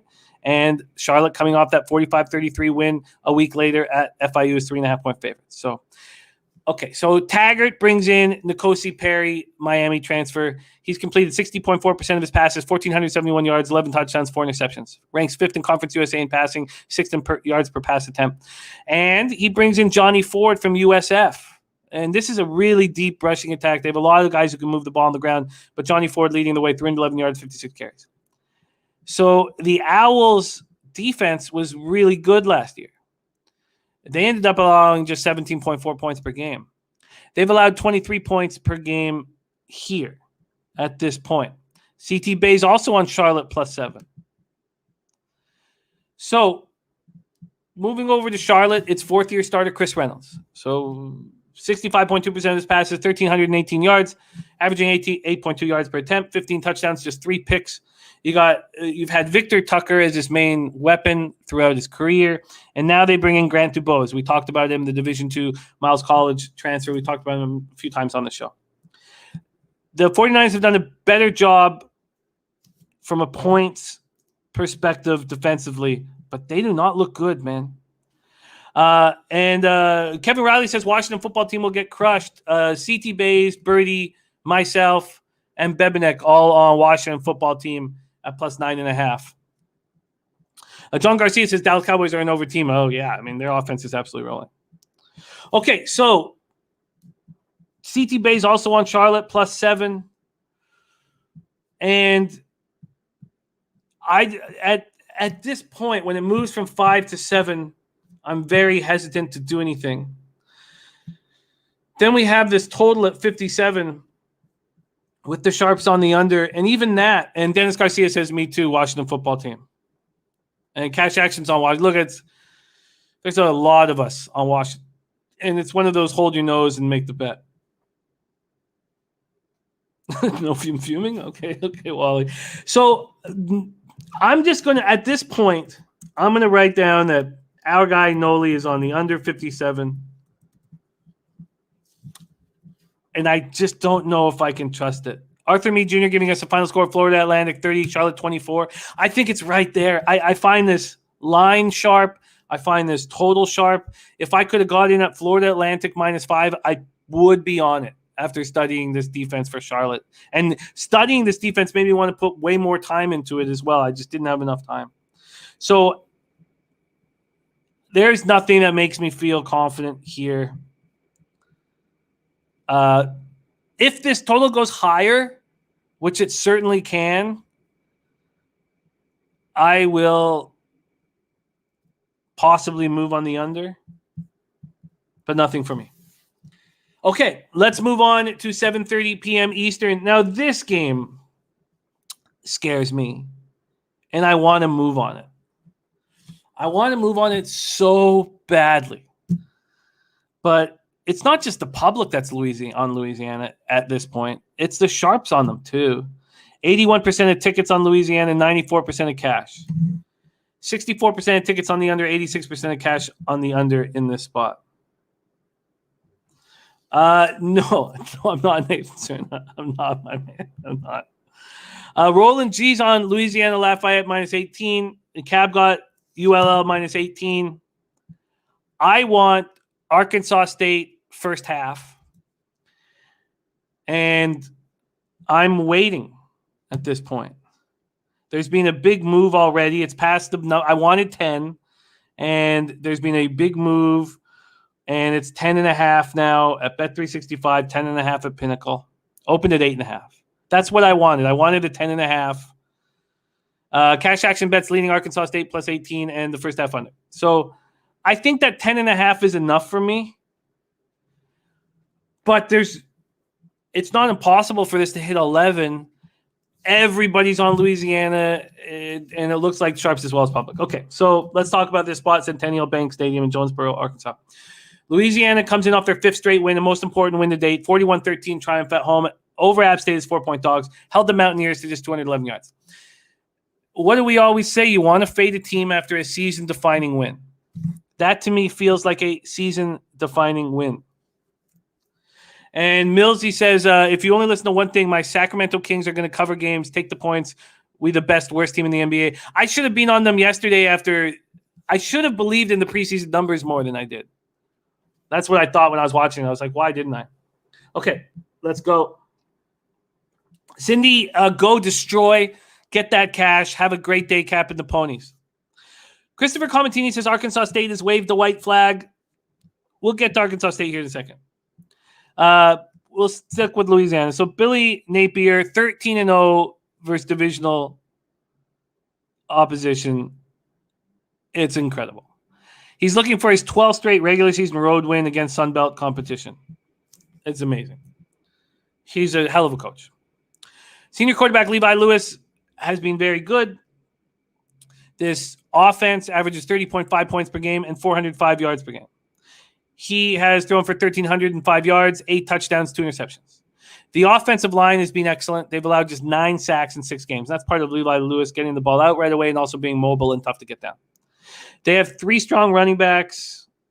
If you count their running backs and Levi Lewis together, that's 1,062 yards rushing, 15 touchdowns in 6 games. This defense for Louisiana hasn't allowed more than 24 points in the last 5 games. Arthur Meade giving us a final score of Louisiana Lafayette 38, Arkansas State 23. Yes, I'm doing the whole card in NHL. I'd like to get there within 5 or 6 minutes, and I'm going to be quick on it, but we're going to do the whole card. Okay, so look, things are falling apart for Butch Jones over at Arkansas State. But they come in off their bye week. They come in off a 52-20 loss at home to Coastal Carolina's 20-point dogs. Yes, they allowed 685 yards of offense. They are the only Sun Belt team that has yet to get a conference victory, and I'm not saying they're going to get it here. They are averaging 440.2 yards and 30 points per game. They've had the bye week to script more than their first 20 plays here. I expect their offense to be good. They rank dead last in FBS in total defense, scoring defense, rushing yards allowed per carry, yards allowed per pass attempt. They've been bad, but their passing attack is very strong, and their rushing game is also very weak. The way I see this is that I do not expect Louisiana to be sharp early.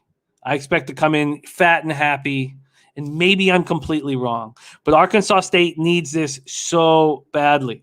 So badly. They're coming off a bye. They have everything scripted. I'm going to take Arkansas State first half. It's at plus 10.5 right now, and I don't see why I wouldn't get 11. So I don't see why I wouldn't get 11. Christopher Comentini's Cajuns are nothing. And look, I get it. Everybody wants the Cajuns here, but I don't know if they're going to be that hungry here. Last 2 seasons, ULL is 12-4-1 to the under. And, I don't hate that at all. So this full game has gone from Louisiana, they're at 18 right now. Let's just see what this total is. And we've got to move on to NHL very quickly here. We got one more game. This total is up to 69. It's up to 70 from 66. Up to 70. So, all right. Cab says Arkansas State's lost by 36, 26, 49 last 5 games. It's what they do. Look, I get it. Arthur Meade Jr. is with me. Arkansas State first half. Look, I get it. Arkansas State first half will be a bet that I make today, and I'm just going to see if I can maybe squeeze out another half point. And I do have interest in the under. Okay, let's move on. Next up for us, and then we got to be quick because we got to get into the NHL. San Jose Spartans 3-4, 1-2 in the Mountain West at UNLV. Running Rebels 0-6, 0-2 in the Mountain West. We're at Allegiant Stadium in Las Vegas, Nevada.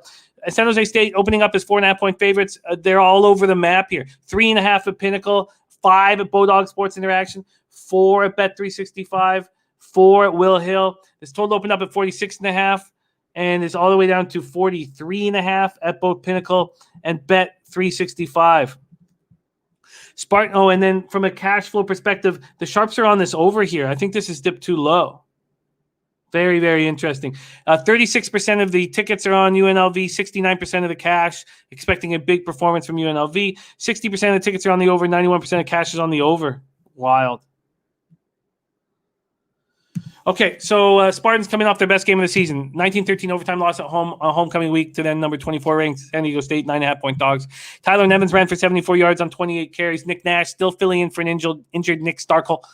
UNLV's last 3 losses have been very good, come by just 1 score. They've been getting better under Marcus Arroyo week in and week out, and he's dreaming about a win, and maybe this is the spot. They enter off a 28-24 home loss to Utah State's 9.5-point dogs. Charles Williams ran for 221 rushing yards, 3 touchdowns on 27 carries.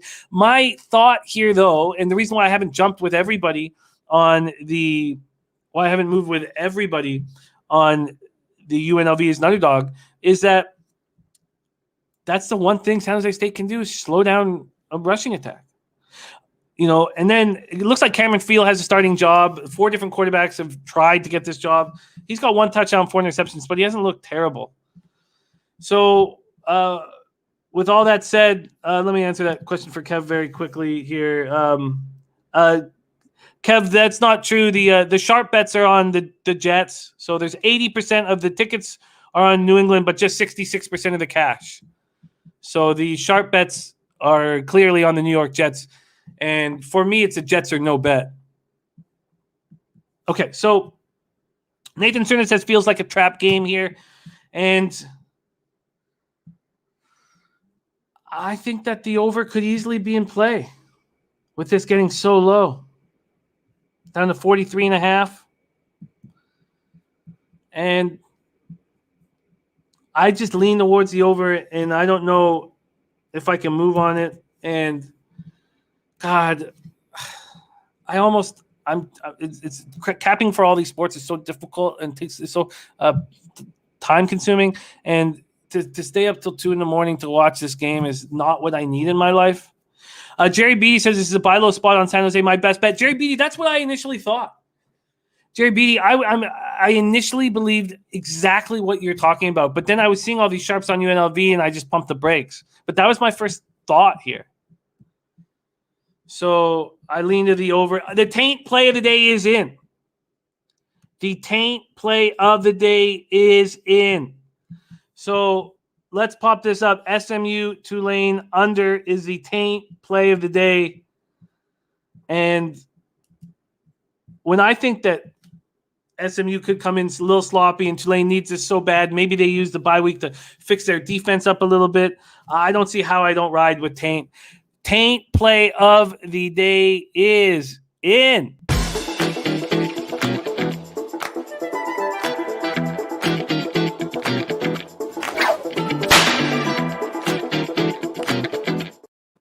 All right, let's roll. Let's roll into NHL. We are having a good season. 13-12, 52%, plus 2.51 units ROI, plus 10.04%.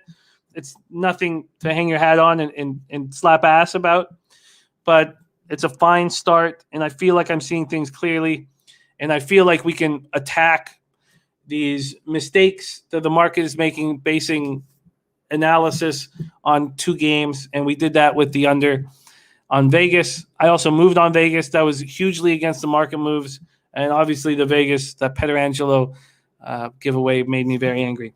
All right, I've got Robert Cherry's looks. I've got Peter Loshak's looks.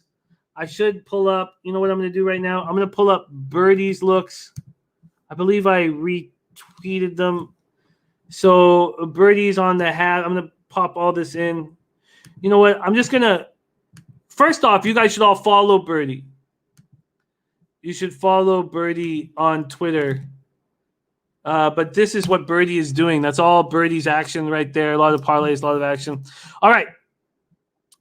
Remo says, move out west, Jimmy. I would much prefer to be out west. We start with the Hurricanes at Montreal Canadiens. Hurricanes have started the year very strong. The Habs have started the year awful. This game is a ton of emotion because of the Kotkaniemi move over to the Hurricanes. They signed the Hurricanes offered him this $7.1 million contract. The Montreal Canadiens have done the same thing to Sebastian Aho and forced the Hurricanes to sign to match that contract for Aho. And it was so front loaded, it cost the franchise a lot of money. And they're very, very angry about it. Very angry. And Cash Action Bets agreeing with San Jose State. Birdie says this is the exact opposite spot of the San Jose game. Habs are the look here, in my opinion. Cash Action Bets also on Montreal. So we have Frederick Anderson, who's got the year off to a good start, which he needs desperately. 2-0, 2.50 goals against average, 9.26 8%. Going up against Jake Allen, who's not looked good, and the pressure is on him with Carey Price in rehab and injured. Christopher Commentini says can't trust the Canadiens, and that is the reason why they might have a lot of value here, and I'm hesitant to do it as well. By the way, Pete is on Carolina, team total over 2.5, heavily juiced. And this is such an important game for Montreal. I don't see how they wouldn't have a very, very tight ship, very conservative, tight ship here. This game is just so important to these Habs, and it doesn't mean that much to the Hurricanes. And it's always a dangerous spot for a team to be in, and that dangerous spot obviously being Carolina. Now, Dennis Garcia says I get a Stanley Cup favorite at -115 against one of the worst teams in the league. And that's what's happened all of a sudden. From a totals perspective in this game, and I got to be quick here, it opened up at 5.5, a juice to the over slightly, but it's coming back to the under. And I understand why it is.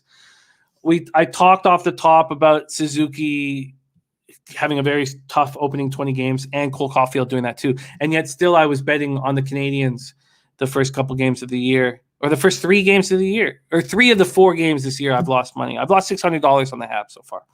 And it's very, very irritating because I said Suzuki's got the weight of the contract. Caulfield's got the weight of the expected Calder Trophy win. And yet I still bet on this team. And that's something that really, really, really angers me. Slatsy says, so you want to catch a falling, or sorry, Dennis Garcia says, you want to catch a falling knife? Let Montreal win a game first. Slatsy says, so square, but I'm on the Canes here. Says KK's being moved to the first line. That's Kotkaniemi.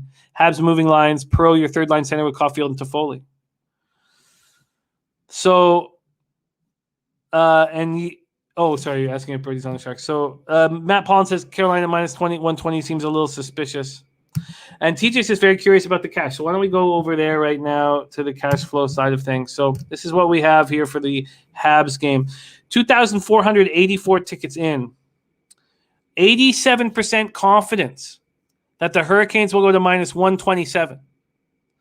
So if any of you guys want the Montreal Canadiens, wait. 72% of tickets, 70% of cash on the Hurricanes. 88% of tickets on the over. And I just don't see the Habs playing that kind of hockey game. I really don't. Rem Mo's giving us, this is a great stat from Rem, thank you. Says Anderson's career numbers versus the Habs, 9.27%, 2.61 goals against average. And King Al says, what's the taint play of the day? The taint play of the day is the under 70.5 in Tulane SMU. Tulane SMU. All right, so now let's just take a look at this because Brady says the number is dropping. So Carolina's already moved to -130 at Pinnacle. That is the expectation here. Dennis Garcia says Carolina's at -115 at Bet365. if you like Carolina, then get on that minus 115 here right away because it's not going to last long. And the only look for me right now would be the under. It's just too big of a game for Montreal. So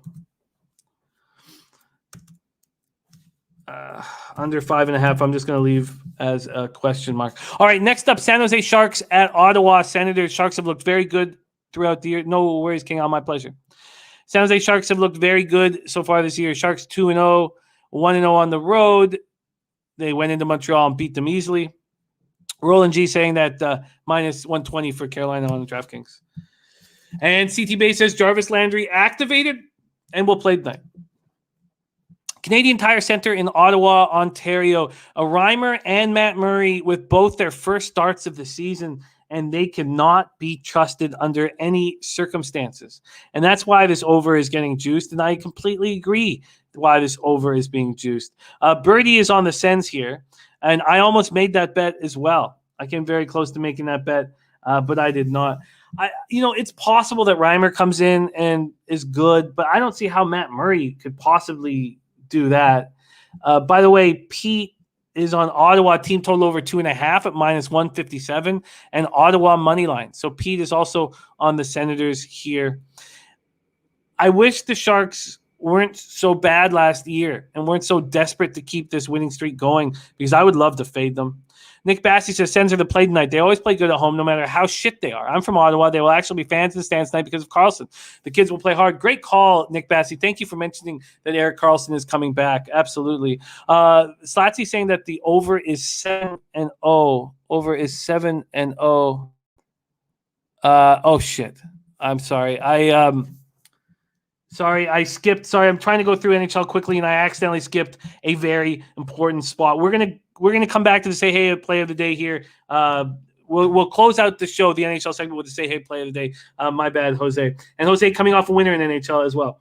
So here we go. This total just seems vulnerable to me with these two goalies. I just don't see how we could possibly trust them. Mr. Golkser says Sens team total over is a gift.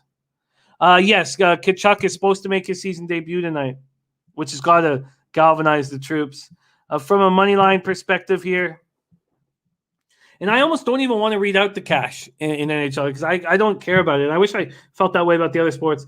Ottawa opening up at minus 104 at Pinnacle. They're now minus 111. Thank you, Sean. It was quite easy. And Mr. Gokes are saying that this team total is a gift. Let's just take a look at the cash flow here with Tkachuk returning. 1,588 tickets in.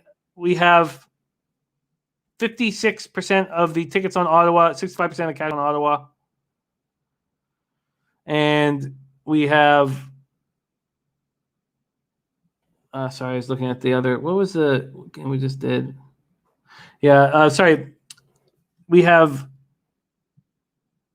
Jesus, there's so much to figure out here. 56% of the tickets on Ottawa, 65% cash on Ottawa. I agree that Ottawa is the right bet here. 55% tickets on the over, 94% cash on the over. I don't want anything to do with Matt Murray. So Matthew Murray can I am going to add the over 6. That's my first addition. I do have 4 bets on this card. That is my first addition to this card. I'm adding the over 6 in Sharks Senators. Birdie says that would be a very big emotional boost for the Sens. Sens first period money line is also a good look in my opinion. I agree. All right. I have interest in the Senators. I do. But again, it's Matt Murray. I don't trust Matthew Murray. Okay. I'm not going to put a question there. I'm going to leave it off. Okay, let's move on to, there's Alex Ramirez in the house. Thank you for joining us. We're going to move on to Avalanche, Florida Panthers. Avalanche 1-2 on the year, 0-1 on the road against the Panthers, 3-0, 2-0 at home. And now they have a full complement. McKinnon's going to be there. Landeskog's going to be in there. And I simply can't, and I used to say this about the Sedins, and I can't get into these stories here, but it was impossible for some reason for me to envision Henrik Sedin being handed the cup and holding it over his head like that. For some reason, I just couldn't imagine it. And there's certain players that I can easily imagine taking the cup and putting it over the head. And Darcy Kemper, for whatever reason, I just can't imagine him leading a team to the Stanley Cup Finals And you know the goalie's got to be standing on his head, no matter how good your team is, and holding the cup over his head. Going up against big Bob, Sergei Bobrovsky, who's had a great start to the year, and he needs it badly. We're at Florida Live Arena in Sunrise, Florida here. This Colorado team is a dog, opening up at plus 104, now plus 103. And the total here very quickly. Okay, got 12 minutes till Ian's NFL show starts. Let's go over to money lines here. We have, I just did money lines. My fault. The total sitting at 6.5 juice to the under. 6.5 juice to the under. Jerry Beatty says too many scores for the Canes, Jimmy. This is a huge game for the Habs. I just don't see that. Slatsy says Pedersen would need help lifting the cup over his head. Oh, we don't even need to get into that shit. Oh, by the way, this has been on me for a while. Oh, and Jonas Johansson has been confirmed for the Avs. Oh, my gosh. Wow. There's going to be goals in this game. I know that we don't have enough time, and I wish I could talk about hockey for a long time. But I'll tell you what I think, and I'm almost certain of right now, about the Vancouver Canucks. And that's that it's not – I don't think it's all Benning's fault anymore, because I think Aquilini has his hand up Benning's ass and is moving his lips. And I think that Benning is just a yes man for Aquilini, and it's Aquilini that's ruining this hockey team. And that's why Trevor Linden left.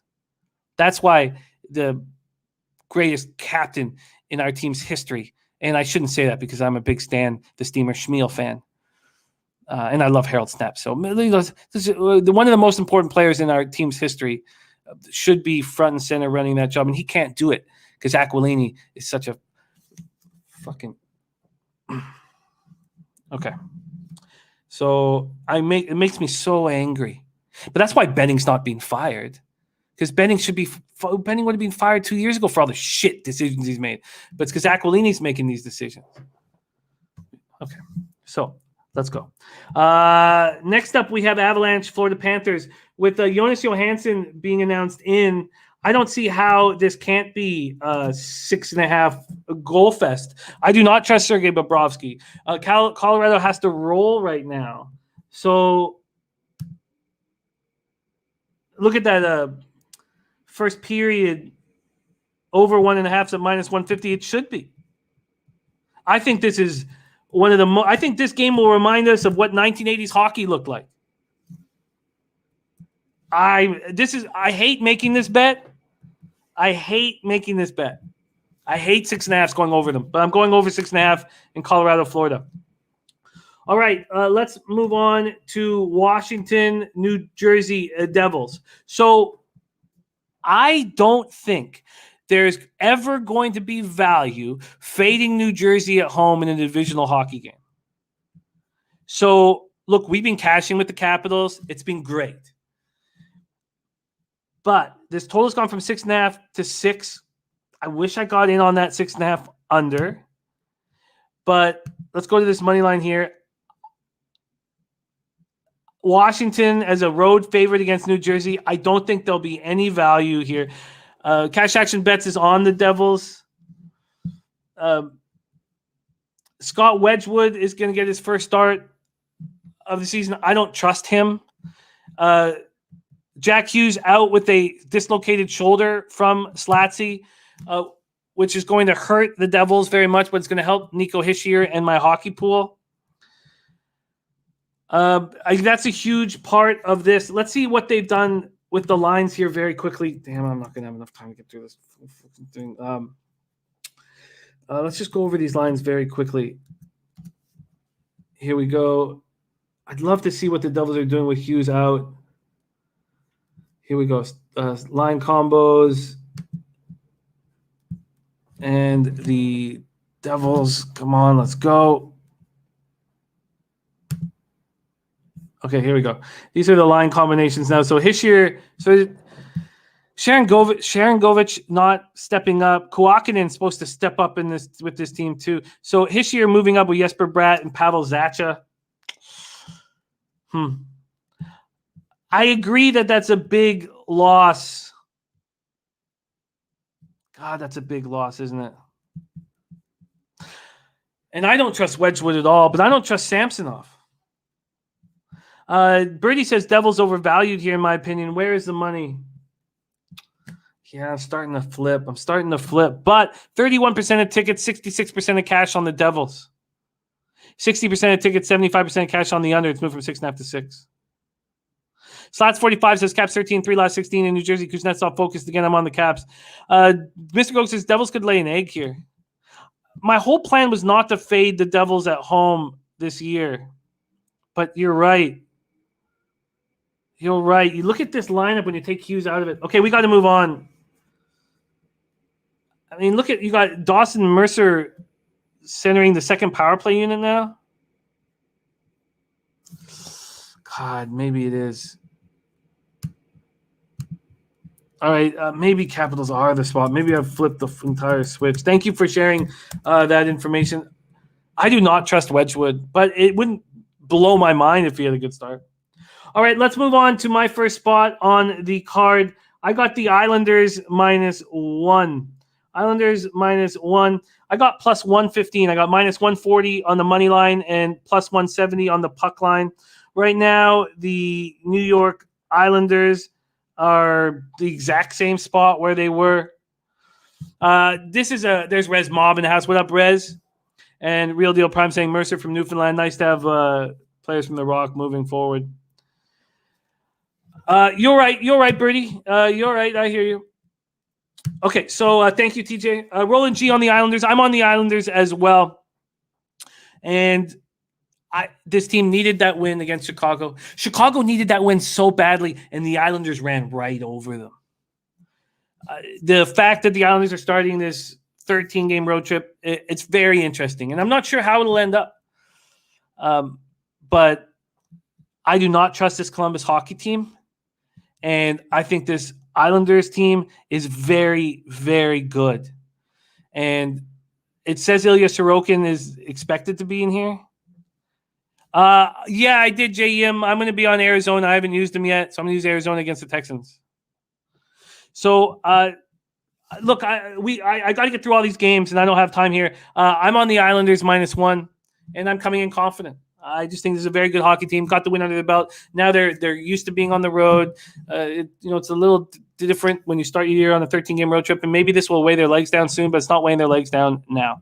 All right, so I'm on the New York Islanders going heads up against cash action bets on that spot. And look, Merzlikins has been excellent, but the Islanders are a much better hockey team. So we'll see what happens. Roland G says the under 5.5 looks good too. I guess that under 5.5 is interesting. I need Sorokin to start playing better, but if the Islanders have a tough time scoring because Merzlikins is playing so well, then you have to think that total is a possibility. Here with the cash flow, 2,509 tickets in, 59% of the tickets, 88% of the cash on the Islanders, and line's not moving. That's scary. 72% of tickets on the over, which is strange. I still don't trust Columbus as a defensive squad, even though they've been that. And Slatsy's also on the under. Matt Paulin says Islanders haven't looked very good so far, Jim. Did you watch that game against Chicago? When Chicago needed that win so badly? Look, don't let the first two games of a season, don't tie too much analysis from it.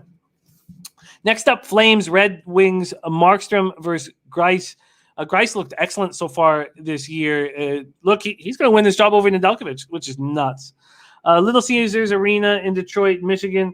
The Flames, I mean, what's happened to Monahan and Goodrow is just alarming. I mean, just so crazy. Now, look, Johnny Goodrow, whatever. But the fact that Monahan is their fourth-line center, I never saw this coming. I thought he was a big, soft-handed forward. I thought he was so good. The Red Wings, and Nedeljkovic is confirmed, says Mr. Gokster. Nedeljkovic likely from Rem Most. I do not trust Calgary at all, but they have to win here. And look, Sutter's not going to allow this team to play shit, or he'll just walk on the team.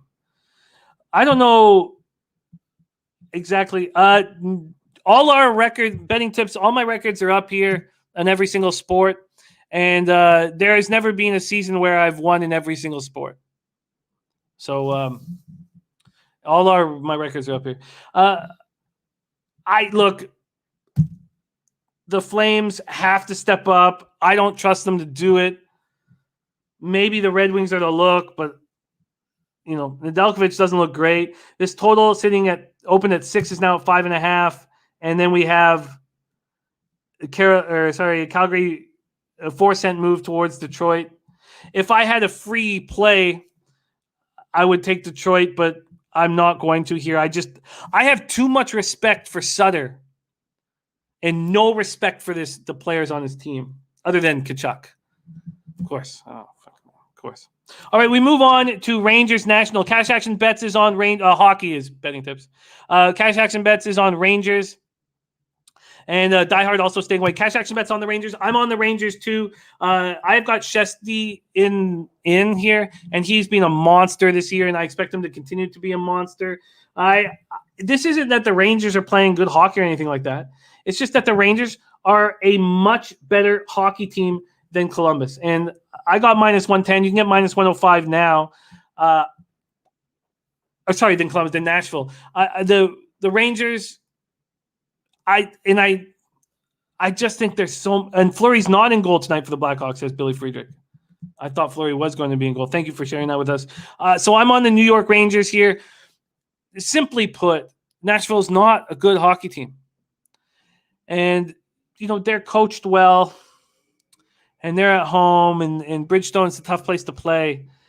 But the Rangers are just much better. And if push comes to shove, I expect the Rangers to go into Nashville and get a win. Now, I ended up taking the Kings late. It was my late move on that Tuesday card, taking the Kings at +120. They were up 1-0 going into the third. The Rangers are a much better team than the Kings. Now, they're not playing that right now because the Kings have vets that are stepping up and the Rangers have a lot of youth that aren't. And the puck bunny play of the day is on the Rangers. Yeah, I saw that, Sammy. It's important. It's important. So thank you for sharing that. All right, so I'm on the Rangers. TJ says Igor stood on his head in Toronto. Hope that motivated them. Then we move on to Ducks Jets. So it looks like Scheifele might play. Wheeler's not going to play. I'd love to get a quick update on that. Here, let's go. Scheifele, COVID. So he's in COVID protocol. I guess he did test negative, so there's a chance. There's a chance he's in. But this Winnipeg team has a ton of heart. And I'd love to see what the line is without both Scheifele and Wheeler. And I'm not saying that I want to bet it. At this price, I don't know how you don't take Anaheim, but it's the home opener for Winnipeg, and they're going to be rolling right now. Snatch Adams, the taint is and Cindy giving us a play in horses, maiden race, pony play, Belmont race 5. I'm going to copy and paste that. Thank you, Cindy. And the taint is the under 70.5 in Tulane, Houston. All right, we got to go. So let's just quickly roll through these games here in the end. So I fear the Jets at home without their best players. Then Canucks Blackhawks. Marc-Andre Fleury's been terrible, and I was a little worried about him here. So the fact that Lankinen is good, we saw how good Lankinen looked before the toll of starting too many games hurt him badly. I just think this Canucks are a bad hockey team. Birdie says, not sure the Jets will ever get more embarrassed than they did the other night, blowing that game the way they did. I was watching that game. It was fascinating. It was wild Jets. And of course I'm on the wild -1. Jets are up 5-4. Scheifele gets a very easy empty net goal to make it 6-4. But Kyle Connor's loafing, not caring, gliding along the boards, and is a taint hair offside. Goal called back. Wild score with a minute left. Wild win it in an absolute gorgeous goal. And I've got Zuccarello and Joel Eriksson on my hockey pool. So it's a glorious, glorious spot. Betting tips, I bet heavy on NFL. I bet heavy on everything. Well, I shouldn't say heavy. My unit sizes aren't that big. My highest unit size NHL and NFL is $200. So, okay, so the Blackhawks here is who I want. The Blackhawks needed to win against the Islanders. They couldn't do it. They're looking in the mirrors right now after how bad they're playing. I moved on the Blackhawks on the -1 line at +127. I got the money line at -125 and the puck line at +185. Right now, the Chicago line is -126 or -130. So it's moved 5 cents in my direction. Mr. Gokes on the Hawks team total over. And I'm now, you know what I think that we should have a caveat with Vancouver Canucks games. I don't think I should be trusted in my analysis of Vancouver Canucks games. I think I've gone to the point of no return. And I'll be watching them closely, and I'll tell you when I'm not so jaded and angry about the roster. So I really do think that I probably shouldn't be trusted here in even my look with the Blackhawks. I'm just angry. I'm just so fucking angry. And then I'm on the Edmonton Oilers. A lot of people could consider this a trap type spot, and the fact that the market isn't moving could be considered a trap type spot. I like Koskinen in this situation, like I like Lankinen in the Blackhawks situation. They're not at this point capable of handling 60 games as a number one, but they're able to come in and play well. And Koskinen had a great first start. The issue is Karel Vejmelka. That's the only concern here is Karel Vejmelka. He's come in from Kormeda of the Czech League, and he was very good in the Czech League. And now I know that's, a step down, but he could be a huge difference maker in goal because Carter Hutton's trash. So that's something that we should keep an eye on with the Coyotes, that Karel Vejmelka could be very good. And look, there hasn't been a spectacular Czech goalie in some time. So if he was to step up in a way like this, like the Dominator, that would be wonderful. We've been talking about changing the order around, and I think we should give it to you guys if you guys would prefer starting with NHL. I used to do that. I see that there's a lot more hockey cappers than there used to be. But in my SBR days, if we moved to hockey, we would lose 35% of the crowd. They're the crowd, sorry, the cappers in the chat. So Dennis Garcia says I'll end up on Arizona at some point. They're by far the worst team in the NHL. By far. So, okay, so let's go over this again. And Mr. Go saying hockey on ESPN is huge for us. So I'll let you guys know, or I'll let you guys start deciding. We'll talk about it each day in and day out. I'm going to do a quick review. Right before I do a quick review, we're going to have Jose jump on for the Say Hey play of the day. And I'm sorry that I rolled past it as my fault. I was just moving so quickly. And my apologies. So let's get in. Our man, Say Hey play of the day. And look, I gave him a very tough look. I was serious about Jose Say Hey play of the day in NHL. I was like, look, if you're -1 unit, you can't do it anymore. And this is what he has replied. So Jose, jump on. Say Hey play of the day. What is it? Jim, hello. Hope you're doing well. I'm going with the Canes. I don't believe in Montreal. They stink. And I don't believe in Jake Allen. Jake Allen is not a good goalie. That's it. That's all I got for you. Yep. I just think there's so much pressure on Jake Allen. I'm not sure if he's a bad goalie. This is wildly exciting. Look. Okay, so the Hurricanes for our guy, Jose. Carolina Hurricanes. You are getting these Canes at are you going to take them on the -1 line? It's -125 at Will Hill. Yeah, I'm taking them a money line. Sorry, I just saw my man Chef Big Hat just gave me a great idea to change the graphic a little bit, and I will be doing that. Thank you, A. All right. And Sean says, shame Jose got his hair done for this quick pick. Yeah, I know it's a shame that he's not on the screen more. We're going to get more Jose on here. Well, actually, never mind. I was going to say you aren't, but you are, because tomorrow is a big day, Jim. Why? Oh, yeah. Why is it a big day again? Tomorrow's a big day because I'm going to Game 6. I'm going into the Hornets' nest. It's a big day for you. Yes. Yeah. And, it should be a big day for you too. As your friend, it is a big day for me. We're united. You're not my friend, Jim. You're my dad. What are you talking about? Okay, I'm going to go over everything here right now. Jose, say hey play of the day is sorry, I was about to say Habs. I wrote this in wrong. Hurricanes minus 125, and I'm very nervous about this pick for you.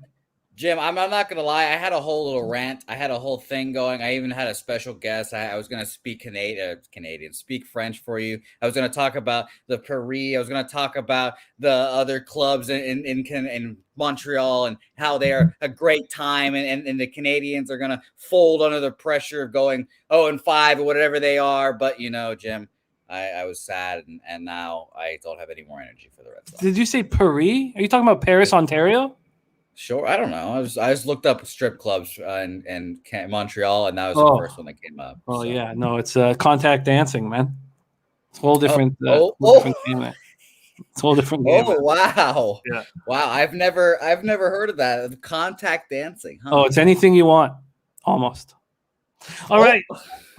There you have it. Jose Bouquet on the Hurricanes minus 125. We will fix this. We'll fix this. It's just I'll make it whatever you guys want. You guys get to decide. So let's just do a quick review of everything here very quickly and then head over to Babano's NFL football show. We have spreadsheet play of the day for Ron Crawford is on the Dodgers. It's also on a Saturday spreadsheet play of the day on Boston College. I have not moved, but I want Braves first 5 minus a half as soon as that's available. Dutch is on the Atlanta Hawks minus 2.5. Trae Young over 8.5 assists and Collins over 15.5 points plus 100. I'm going to jump on the Hawks minus 2.5. I'm also going to jump on the Heat. I'm not sure if it'll be money line or a point or two. I'll have to decide that. Dutch is on the Heat at plus 115. He's also on the Warriors minus 3.5. I will not be tailing that spot. Our guy Dan Kelly's on the Warriors first quarter minus 1. Then Dan Kelly is on the Browns team total over 20.5 at minus 120. Our Dutch boy Fresh is on the full game under 41. Browns team total under 20.5 and McManus over 1.5 field goals at plus 100. I'm on the Broncos plus 3.5 at minus 120, and I think I'm going straight up here. I think I'm going right up against this total. I think I'm going to take the over.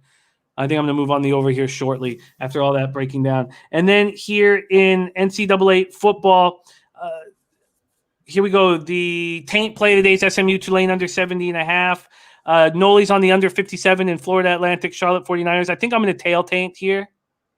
And then we have Arkansas State plus 10.5. First half is a move I will be making. I think I can get 11. So I'm just going to hold off a little bit. I do have some interest in the under, but don't think I'm going to move there. And then I guess I do kind of feel like I would like to go up against the Sharps with this San Jose UNLV game, and I'm interested in the over. This is Peter Loshak's card here in NHL. Hurricanes team total over 2.5. Ottawa team total over 2.5. Ottawa money line. Colorado, Florida first period over 6.5. Colorado, Florida over 6 at minus 132. That's a nice score for him to get that minus 132. I wonder how much that will cost me. Devils team total over 2.5 minus 144, and the Devils money line plus 113. And I think I've switched to Washington after breaking that down a little further. Islanders, Columbus, first period under 1.5. Detroit, team total over 2.5. Detroit, money line at plus 113.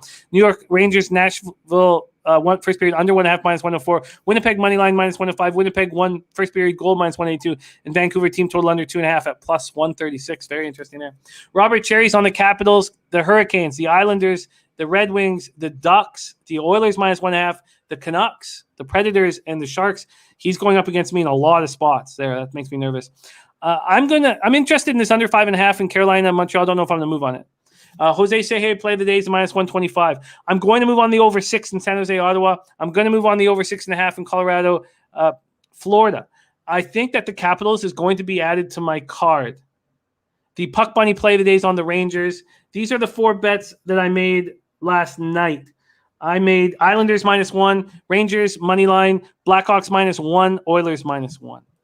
There we go. Thank you guys so much for. Oh yeah, come in. Two things. I'm going to join you, Jim. I was going to make my say hey play of the day, the over 6.5 in Colorado, whatever the heck. I'm going to join you as well there. So we're doing 2 plays. I'm riding you again, Jim. Me and you, the overs club. Play of the day is I also. can't wait. I can't wait. Is that the nice place in Toronto, the Overs Club? Is there contact dancing at the Overs Club? There's no contact. There actually is contact dancing in Toronto as well. But Montreal, it's everywhere and legal. In Toronto, it's hush hush. Ooh, okay. All right. Oh, and secondly, Jim, I've mentioned this before. Tomorrow's Friday, last day of the week. I need my movie assignment. You're gonna get a movie assignment for sure. 100%. And thank you for caring about that. Thank you for caring about that. Of course. Jim, I want to be a better person, Jim. Last night I was my worst self. Now I'm trying to become my best self. Jim. Oh, we believe in you. Trying. We believe in you, Jose. Thank you guys so much for watching. I would give you all thanks, but I can't right now. Jump over to Babano, NFL or Football Frenzy on right now on Pop Sports Radio. Football Frenzy with Babano. Thank you guys. We have no show without the great insights from the chat. But most importantly, let's get fucking paid. Giant Thursday, 5 sports of action. Lecce, Halos Bookmakers!